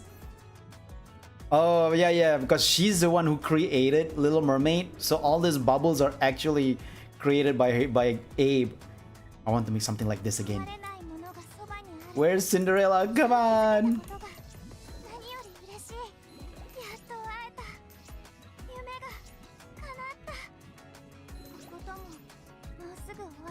Oh, it's so good. It's so good.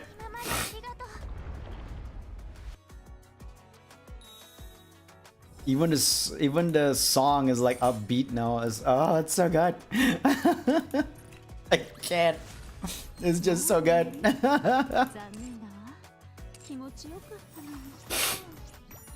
Cinderella!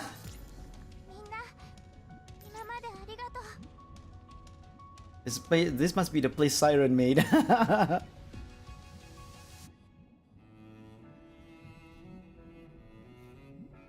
This place reminds me of her, beautiful and comforting.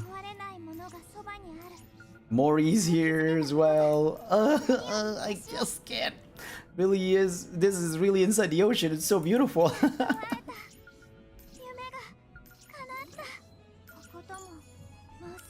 I rescue Siren. No one can imagine how happy I am. Oh, it's so good.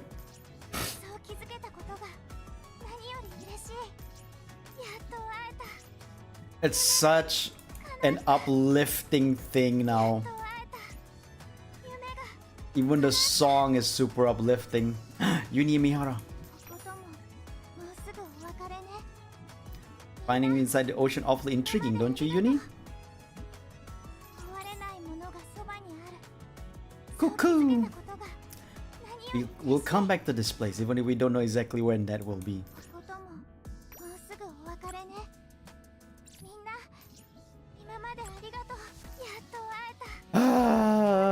Such a good story. God damn it. God damn it, shift up. You do even shift. Shift up screw me over with the pool, the lack of the pools. But when it comes to the story though, oh god, so good.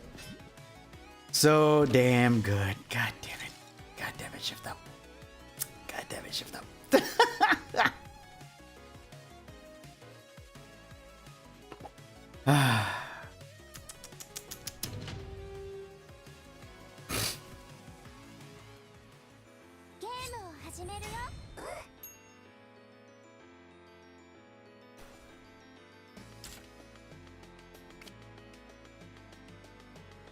Oh, did I press upgrade? My bad. I meant the summon.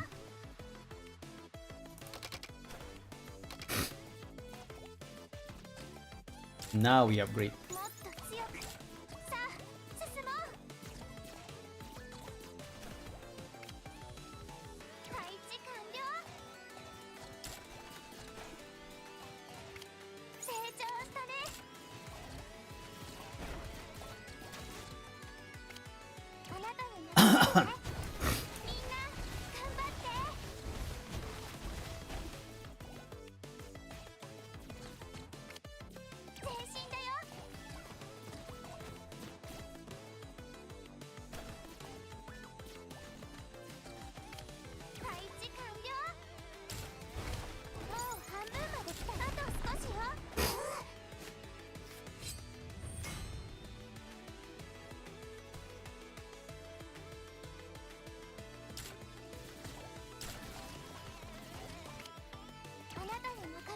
Wave 4.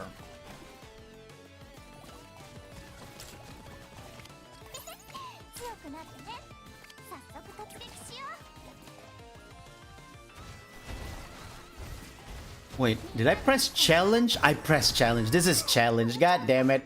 I'm not I wanted to play the mini games, not the challenge. Well, since I'm already in the challenge mode, might as well.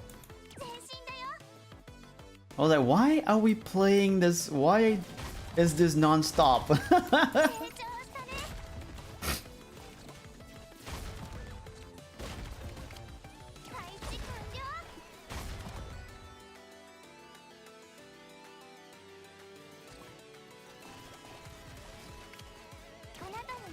I was wondering why we're going like wave after wave.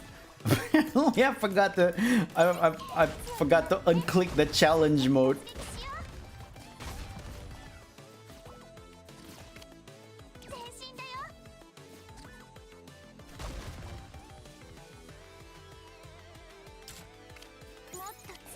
I just realized this is gluttony.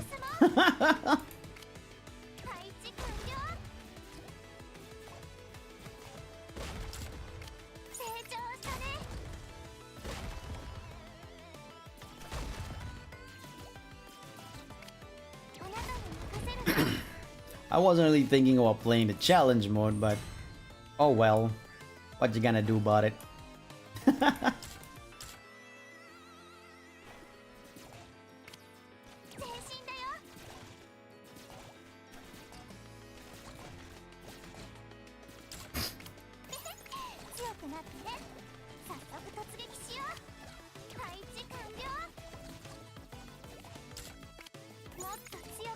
This is I've actually managed to get to wave 15 just by playing like this, upgrading and then releasing and then upgrading and upgrading and upgrading.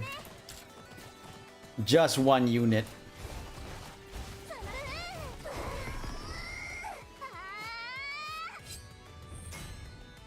So, you know. Weird way to play it, but it works.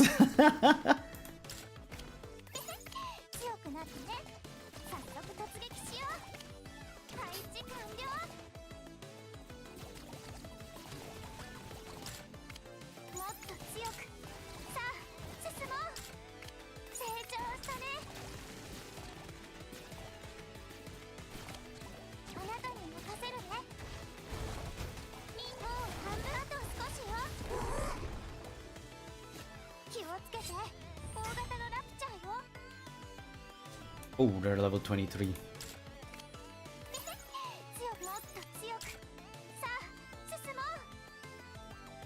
Need to get more out.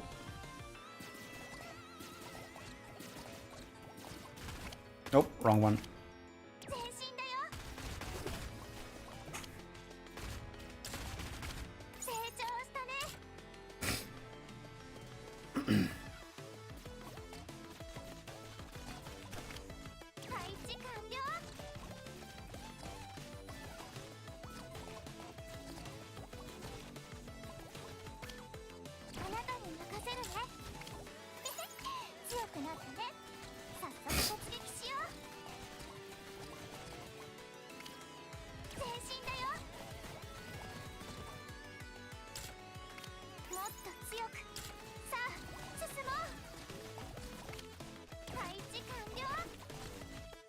This is basically what I have to do.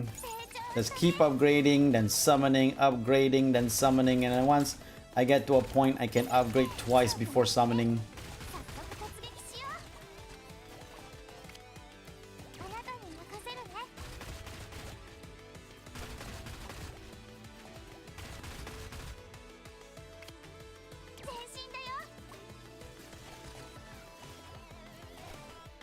Just have to do this over and over again, and it seems to be working for me, so I'm just gonna go do this.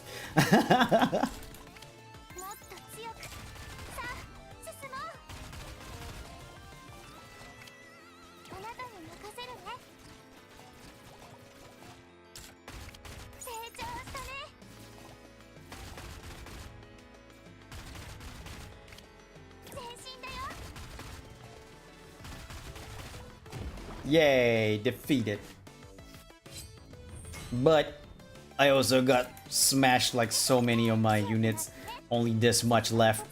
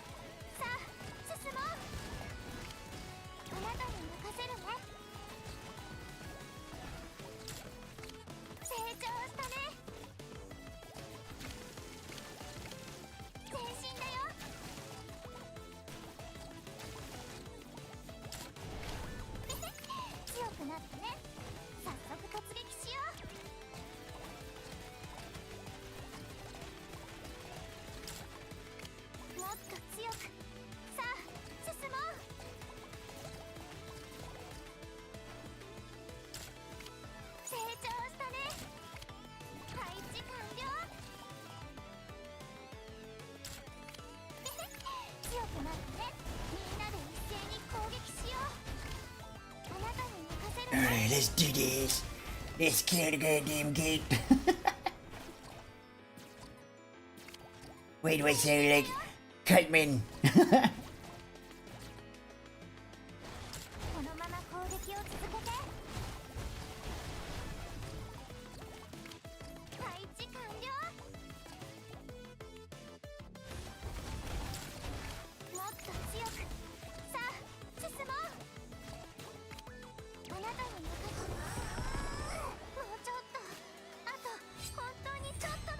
Alright, let's do this. I really sounded like Carmen. That's so stupid.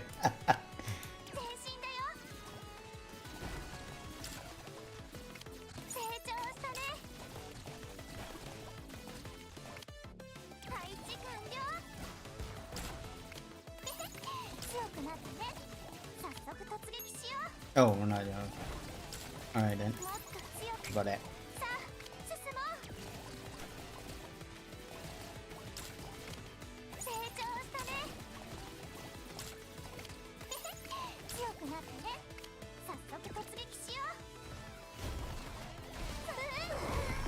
Woo! Time to put out more units. Non-stop. We've already upgraded to level 45. Now we're gonna try to get it to 50, which is the maximum level of the units. Wow! The big boss is always the one that's gonna like wither us down. my words, they're not coming out right.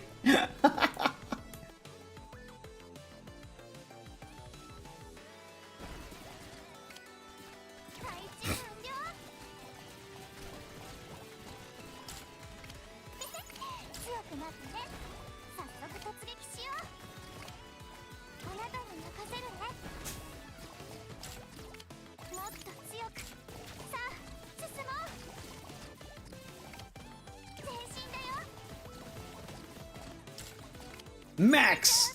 Now all we do is just put out as many units as we can and just release and release and release without a care in the world.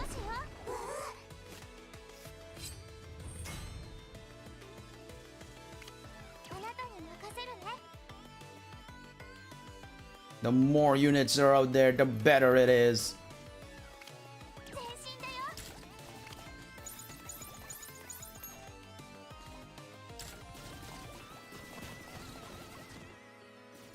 I forgot that you can upgrade that, so that'll go up. It'll go up faster.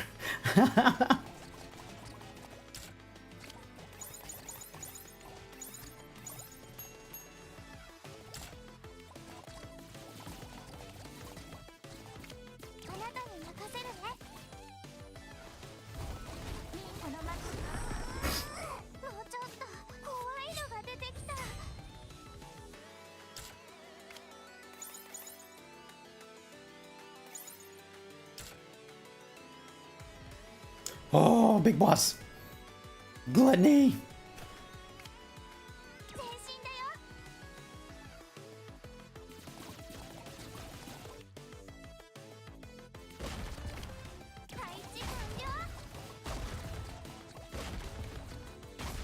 Man, it just killed like a whole platoon so easily. That's crazy.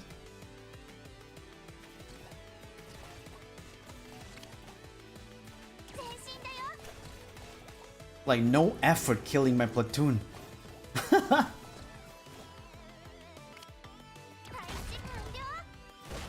We managed to shoot it like a little bit before we die.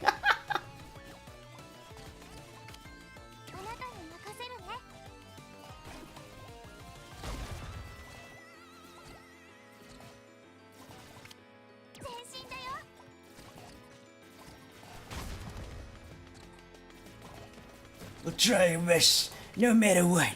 We will keep trying our best. It just killed off all our units.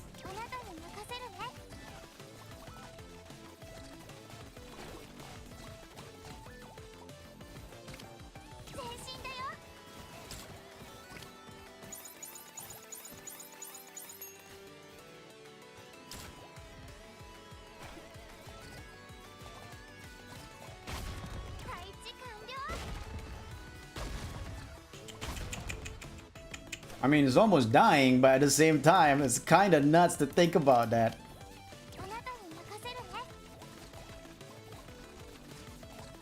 how easily this gluttony just destroyed my platoon of bubbles. Hey, tuned in, welcome to the stream. I didn't see you there. Sorry, I was just so focused on this bubble battle right now.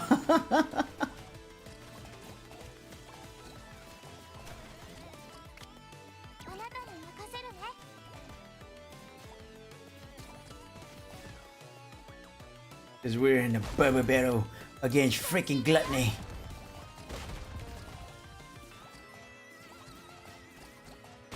Oh god. The units are all just dead.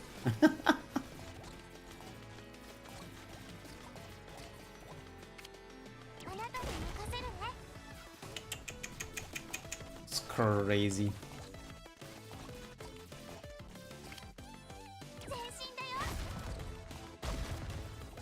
It's a little bit more and Glenn, he's gonna die. Come here, man. Give me that little bit of day of win.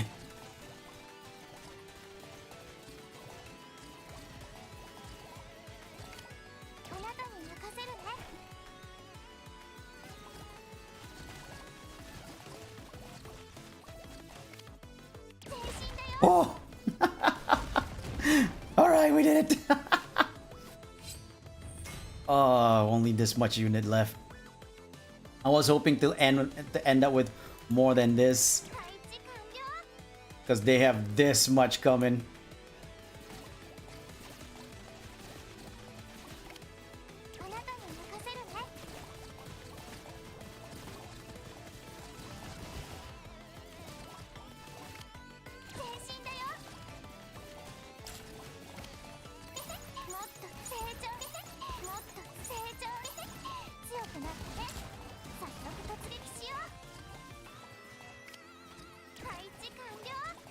After all that, we only managed to get up to level 14 with these guys. Damn, that is not enough. Because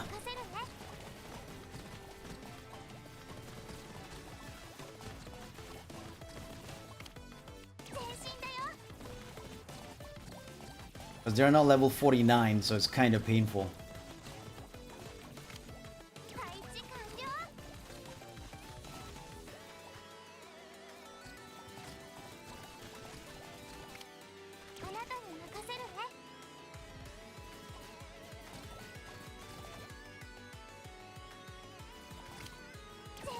I'm holding off much better than I did the last time I played this. Still not the best though.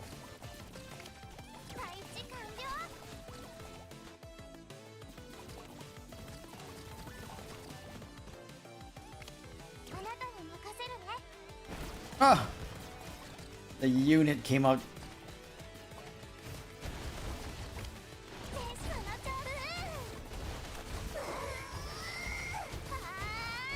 Come on, a bit more. The gate's almost done. Let's do it. Yeah. First time I got to wave 16. Oh, they're level 53. We're not gonna win this one.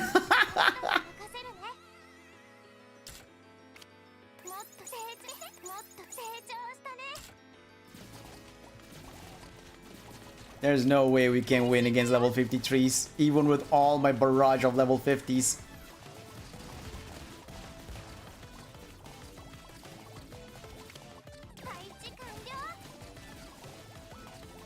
Oh my god, there's so many of them.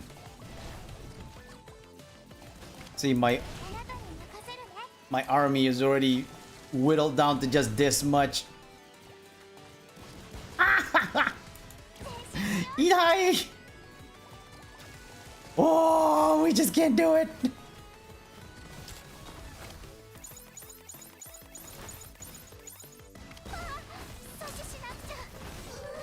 Oh, we're done.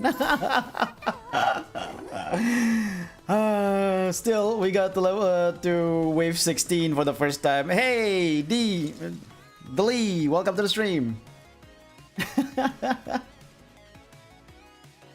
You got to wave 16. That's still good. Anyway, let's do this, the mini stories.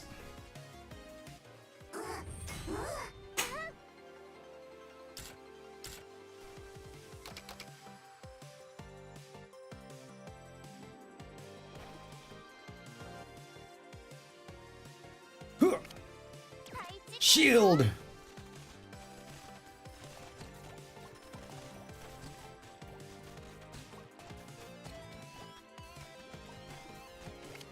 Shooters!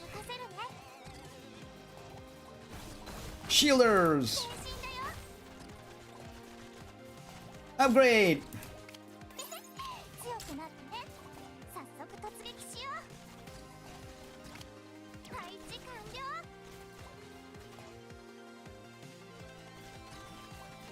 Upgrade!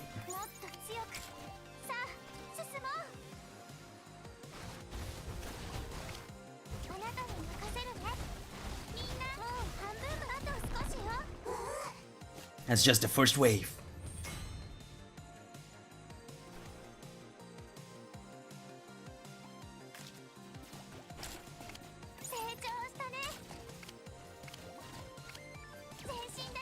Healers!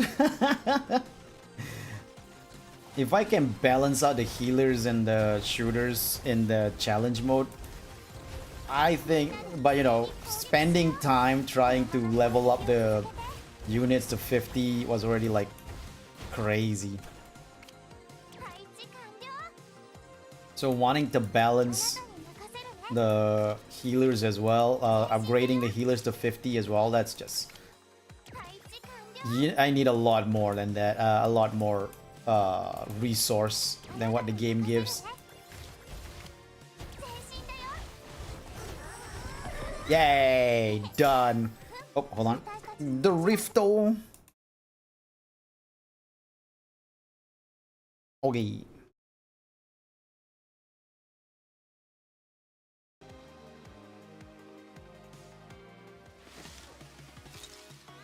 Research!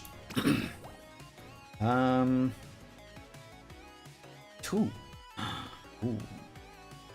We'll just unlock this. Bubble Warrior. And Hero. No, sorry. Didn't mean to say. Press reset. There you go. Mission.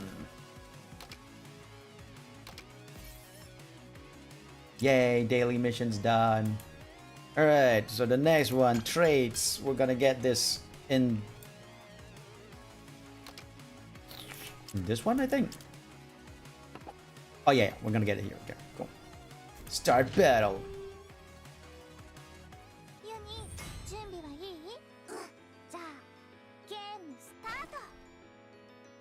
Game start.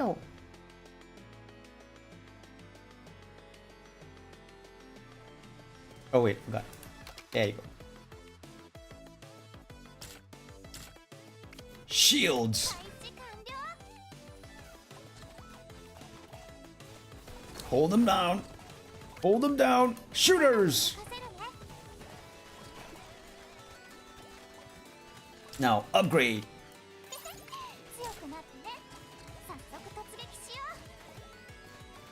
More shooters.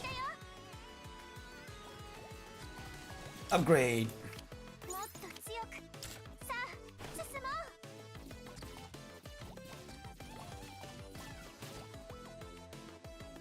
Upgrade. I'm just upgrading.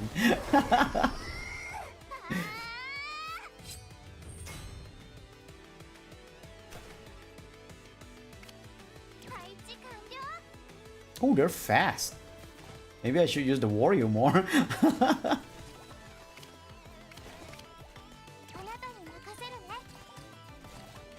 They're also strong. But their defense is weak. They have super weak defense. Go! Cinderella!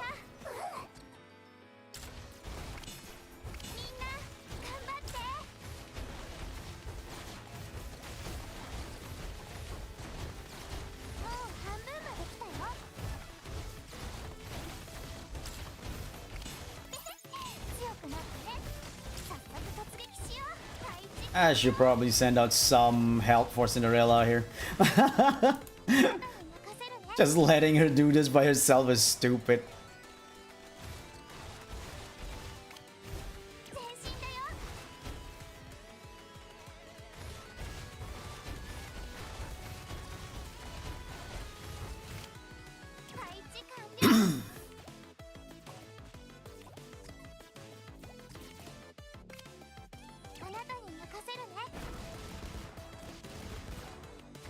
And done. Yay! So what am I gonna do with that? We're gonna level up. This one to be more exact. Enhance. Enhance. Now we are level 9 at the beginning.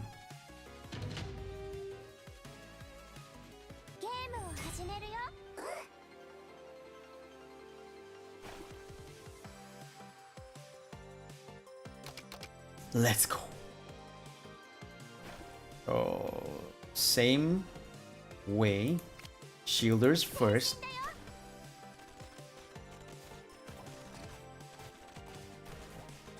Then once we get to the shooters to help the shielders out. More shielders. And we start upgrading the shooters.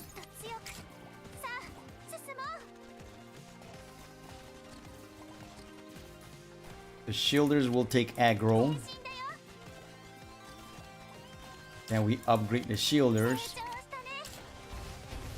And we start sending them out.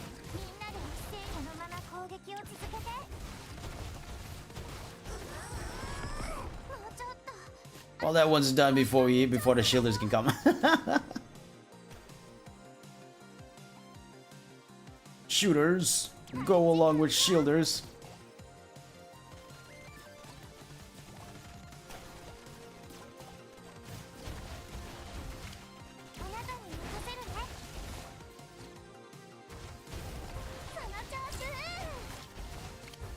Upgrade the healer. Summon the healer.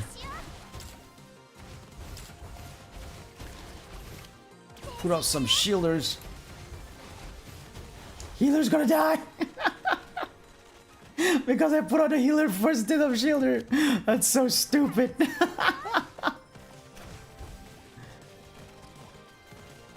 I'm not playing this the smart way. Now we put out the shielders and we put out the healers. Now this is smart because now the healers right nearby the shielders. That's the way you do that. Why are the healers going all the way to the front? You stupid healers! Stay behind with the shielders!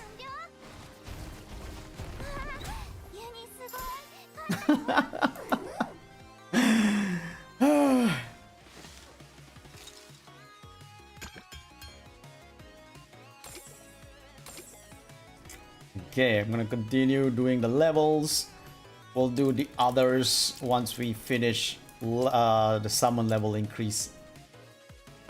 That's not gonna happen until next week.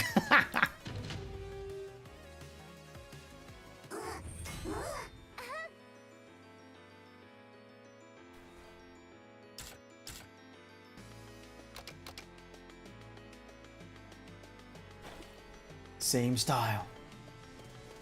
Shielders, release!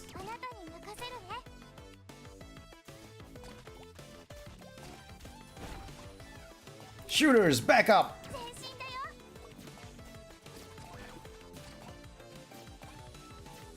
More shielders! This time we'll put out a warrior!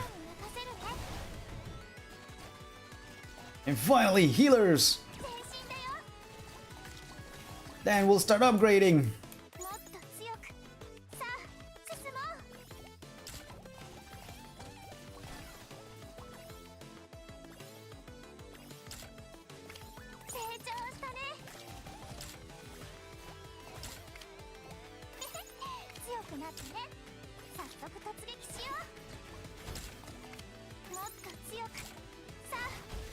Okay, now we gotta do the same thing all over again. Because they're gonna die. There's no way they can survive that. Shielders, release. Shooters behind them.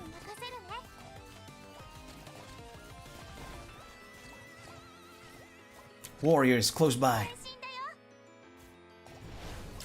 Finally. Healers go.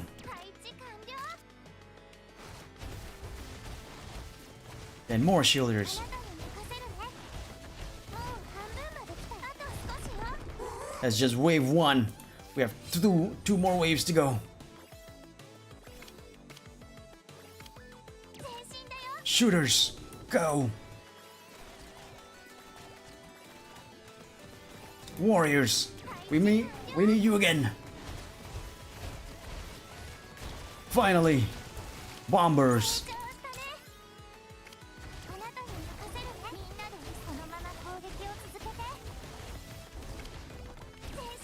Healers for the oh, okay, we're done. Oh wait, we have one more wave. Okay, cool. That's still good. That's still good.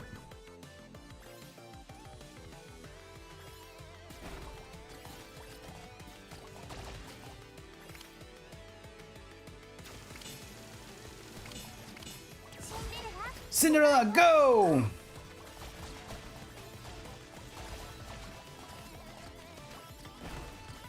Upgrade. Oh no, wait, I should have upgraded Cinderella first.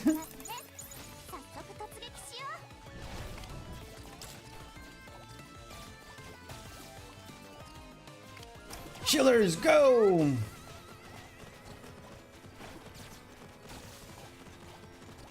Shooters, go!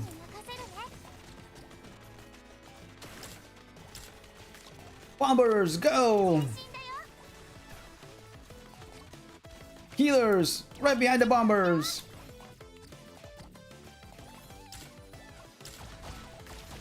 More shooters!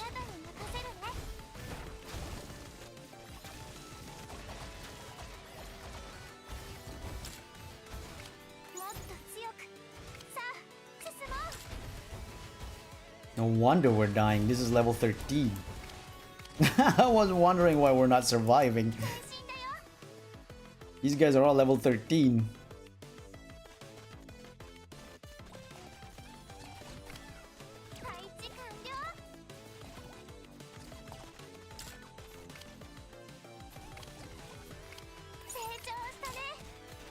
Explains a lot.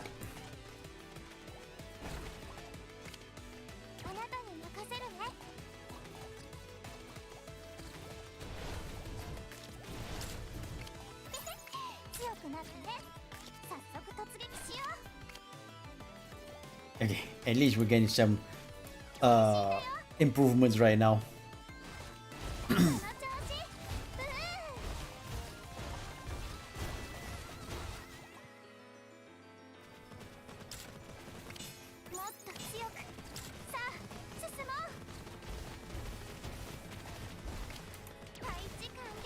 The shielders are trying their best.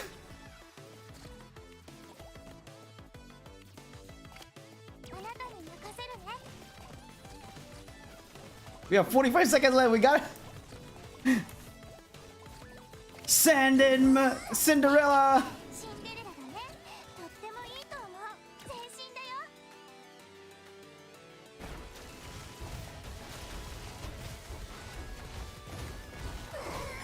Whoa, we did it last minute.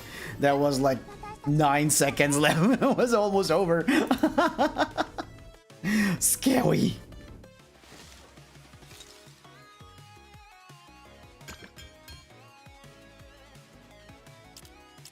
Oh, we got keys. That's what we got. Okay, cool. That means it's over here. We already unlocked the important ones, so we don't really care about the others. Not really, anyway.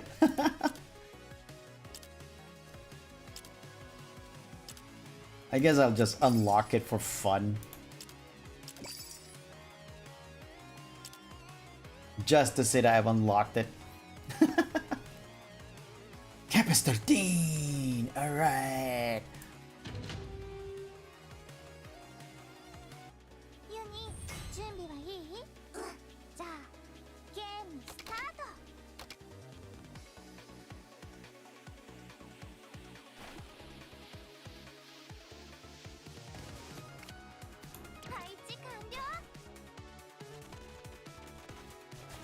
As usual, we put out the shielders first. And we put out the gunners to help the shielders. upgrade. No, we gotta put up more shielders.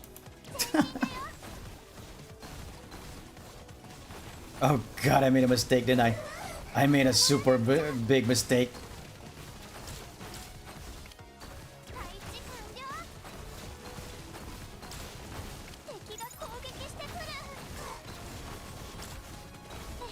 I made a mistake.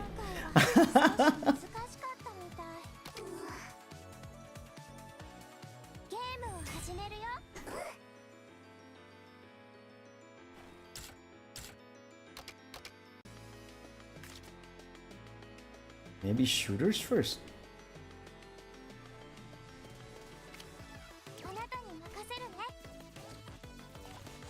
Now, because these guys are shooters too, so shooters first doesn't really do much.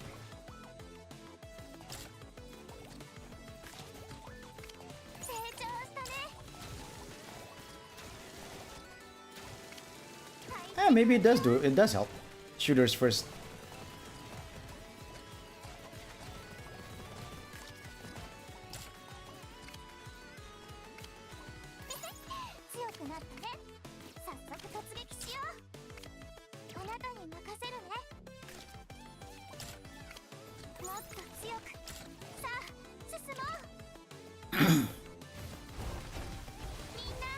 Oh, that's a lesson learned. Shooters first.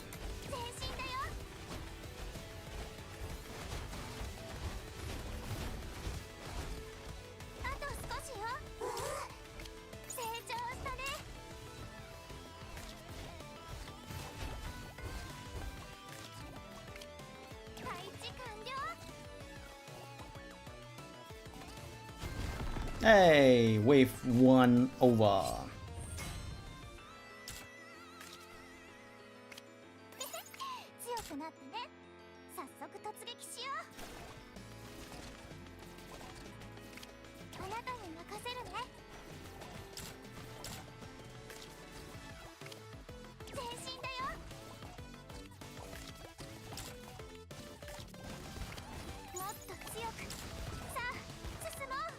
Healers!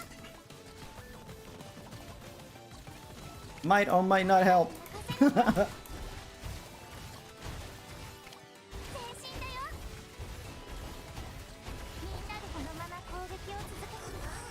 Yay, it did help. Whew, thank goodness. I was losing hope. Hey, Charlie! Welcome, Raiders! Oh wait, there's an upgrade? My bad. Welcome, Raiders! We're playing Goddess of Victory Nikke.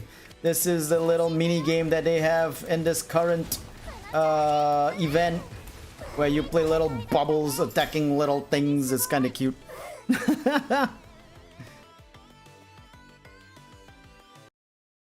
Yes, oh, Charlie. Welcome, welcome. How was Horizon Zero Dawn? I hope the game was good for you. Enhance, enhance. Okay, what I'm gonna do, I'm gonna use this 5 to lower down summoning cost. Bam! Genius.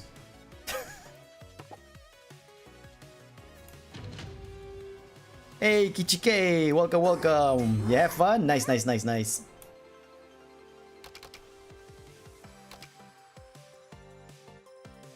First things first, as I found out, shooters. Because the shooters can shoot from afar and... Oh god, I got shot! And they have a better chance of surviving because the shielders have to get nearby to do any kind of damage.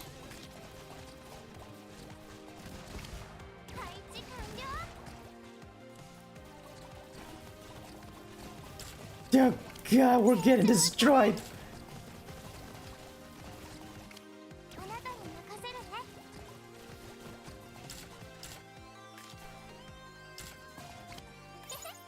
Okay, I think we're good. For now. Tank, go! Oh, alright, we already won the first wave. Can't complain.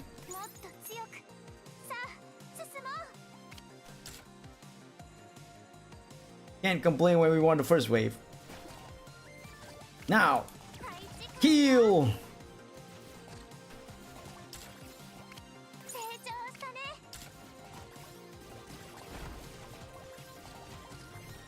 Okay.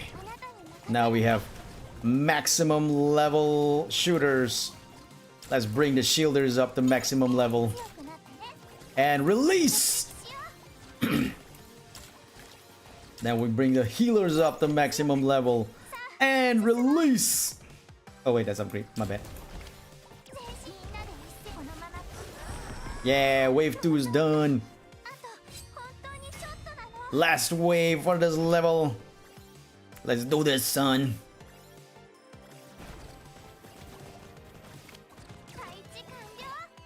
Be the healers you can be.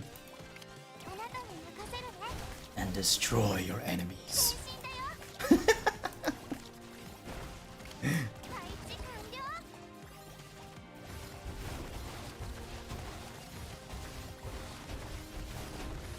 Show them what bubbles can do. Be the strength of the people. Go, Cinderella! Cinderella didn't even need to get close. So I'm gonna do a little cheat right now.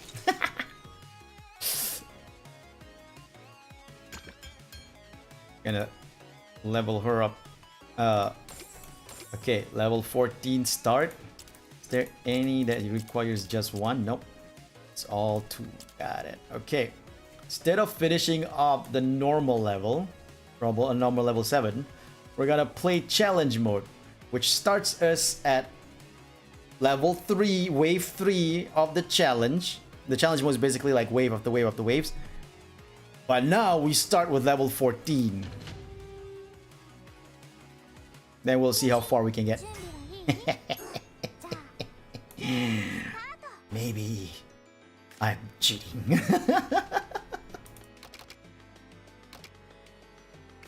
Go! Shoot him dead!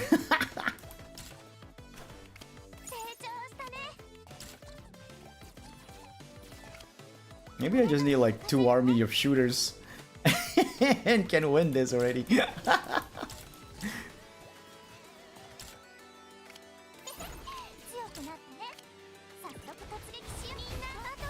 Yeah, no, they got a chance. We start off level 17.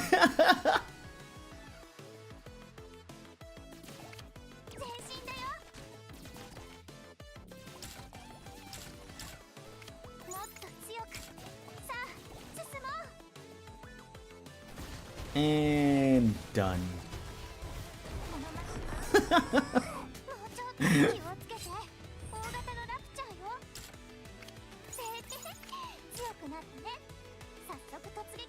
It means that I can get to level 50 faster, and then I can start level up the other units faster to help out the shooter units that I'm barraging through. Oh god. This also means that I'm gonna be defeating the enemies faster, and we're gonna get through all the levels faster. Oh god. This might have been a bad idea.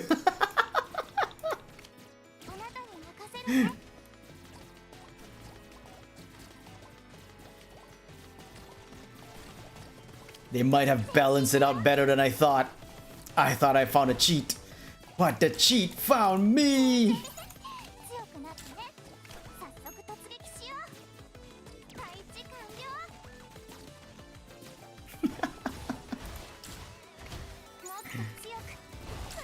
Oh no, we're too fast. We're too strong.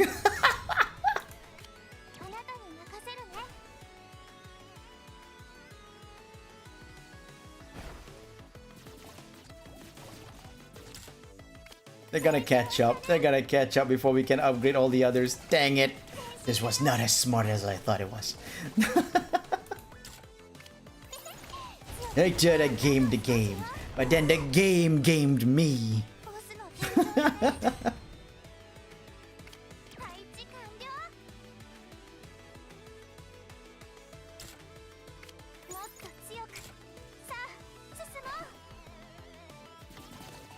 See, they're already level 23. They're already catching up. Oh. This... Oh god, it's too fast. We're too fast. Oh god, they're already level 28. Ah, they're 28! I'm 27!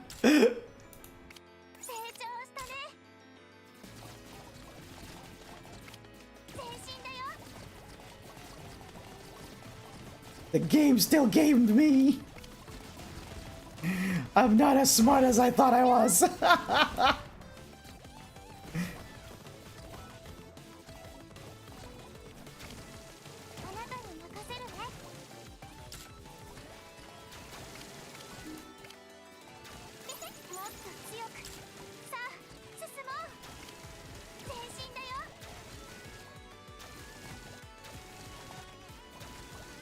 Oh god, they're so strong. Why are they so strong?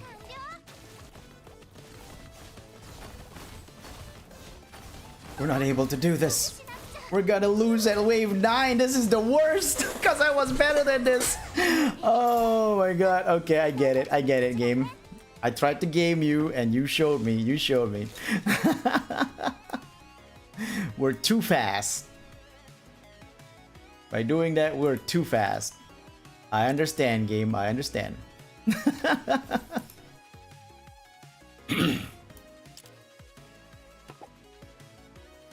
Okay, so that okay. Start. Wait, level 18. Damn. We're level 15. Oh no.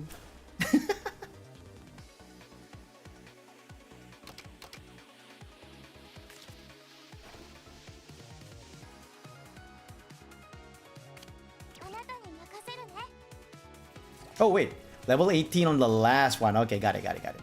No problem then. No biggie.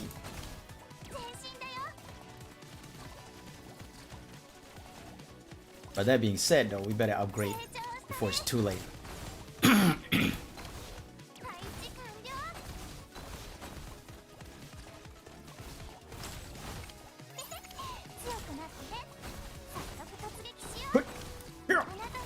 There you go. Now we're level 17. Maxed out, let's go. No chance for you guys.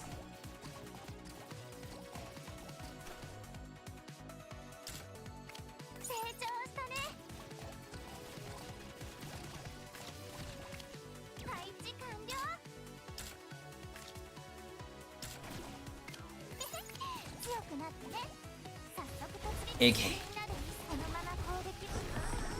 Okay. Oh wait, there's 4 waves. Uh-oh. That might be harder than I thought. There's 4 waves of enemies.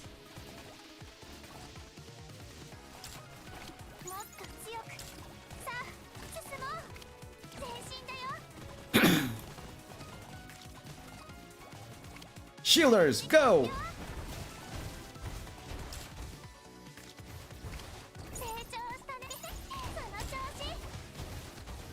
Healers, go! Last, oh no, this is just the 3rd wave. Oh god, there's still 1 more wave. Oh god. We're in so much trouble. Maybe? I don't know. Maybe not. Because we're getting our healers up to max. Yeah, maybe we're safe. Maybe we're safe. Maybe we're safe. Maybe we're not in so much trouble as I thought we'd be.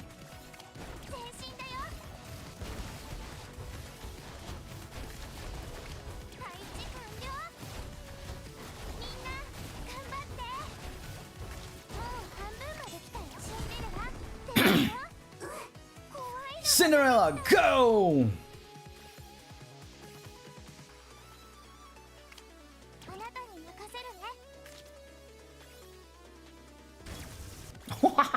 They shoot Cinderella first.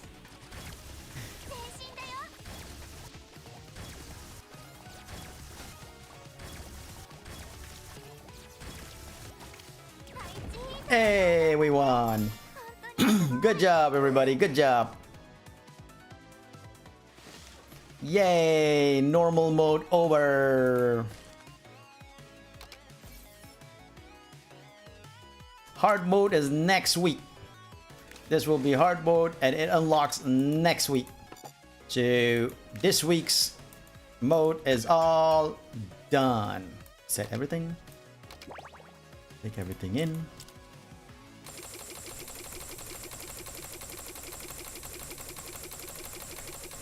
Yay. All right.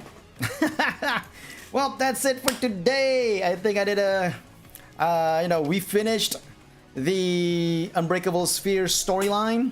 It was really good. Brings tears to my eyes. I loved it so much. It was so great. We also, we didn't do all the dailies, but I'm gonna do all the dailies offline. What matters is that we finished the Unbreakable Sphere storyline. We tried to pull for Mihara, but failed spectacularly. We failed spectacularly in pulling Mihara, that we have to use the mileage tickets to get her. Sad. Pure sadness. That being said, I have enough now to buy the normal tickets, so I will buy the normal tickets. Before we end the stream, we're gonna do a little bit of it. My bad. Okay, there you go. Alright. We're gonna do a little bit of a 10 pull on the normal banner, not the Mihara banner or the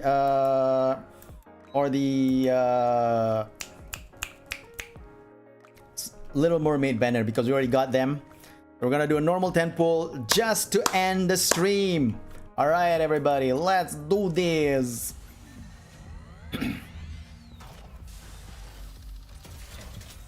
And go. Ah, dang it.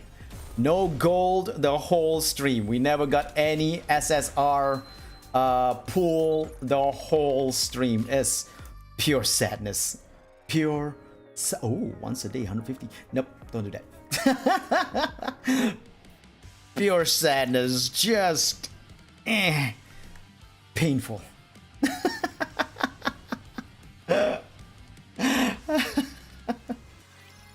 That being said, what I'm gonna do now is I'm gonna go to this synchro device,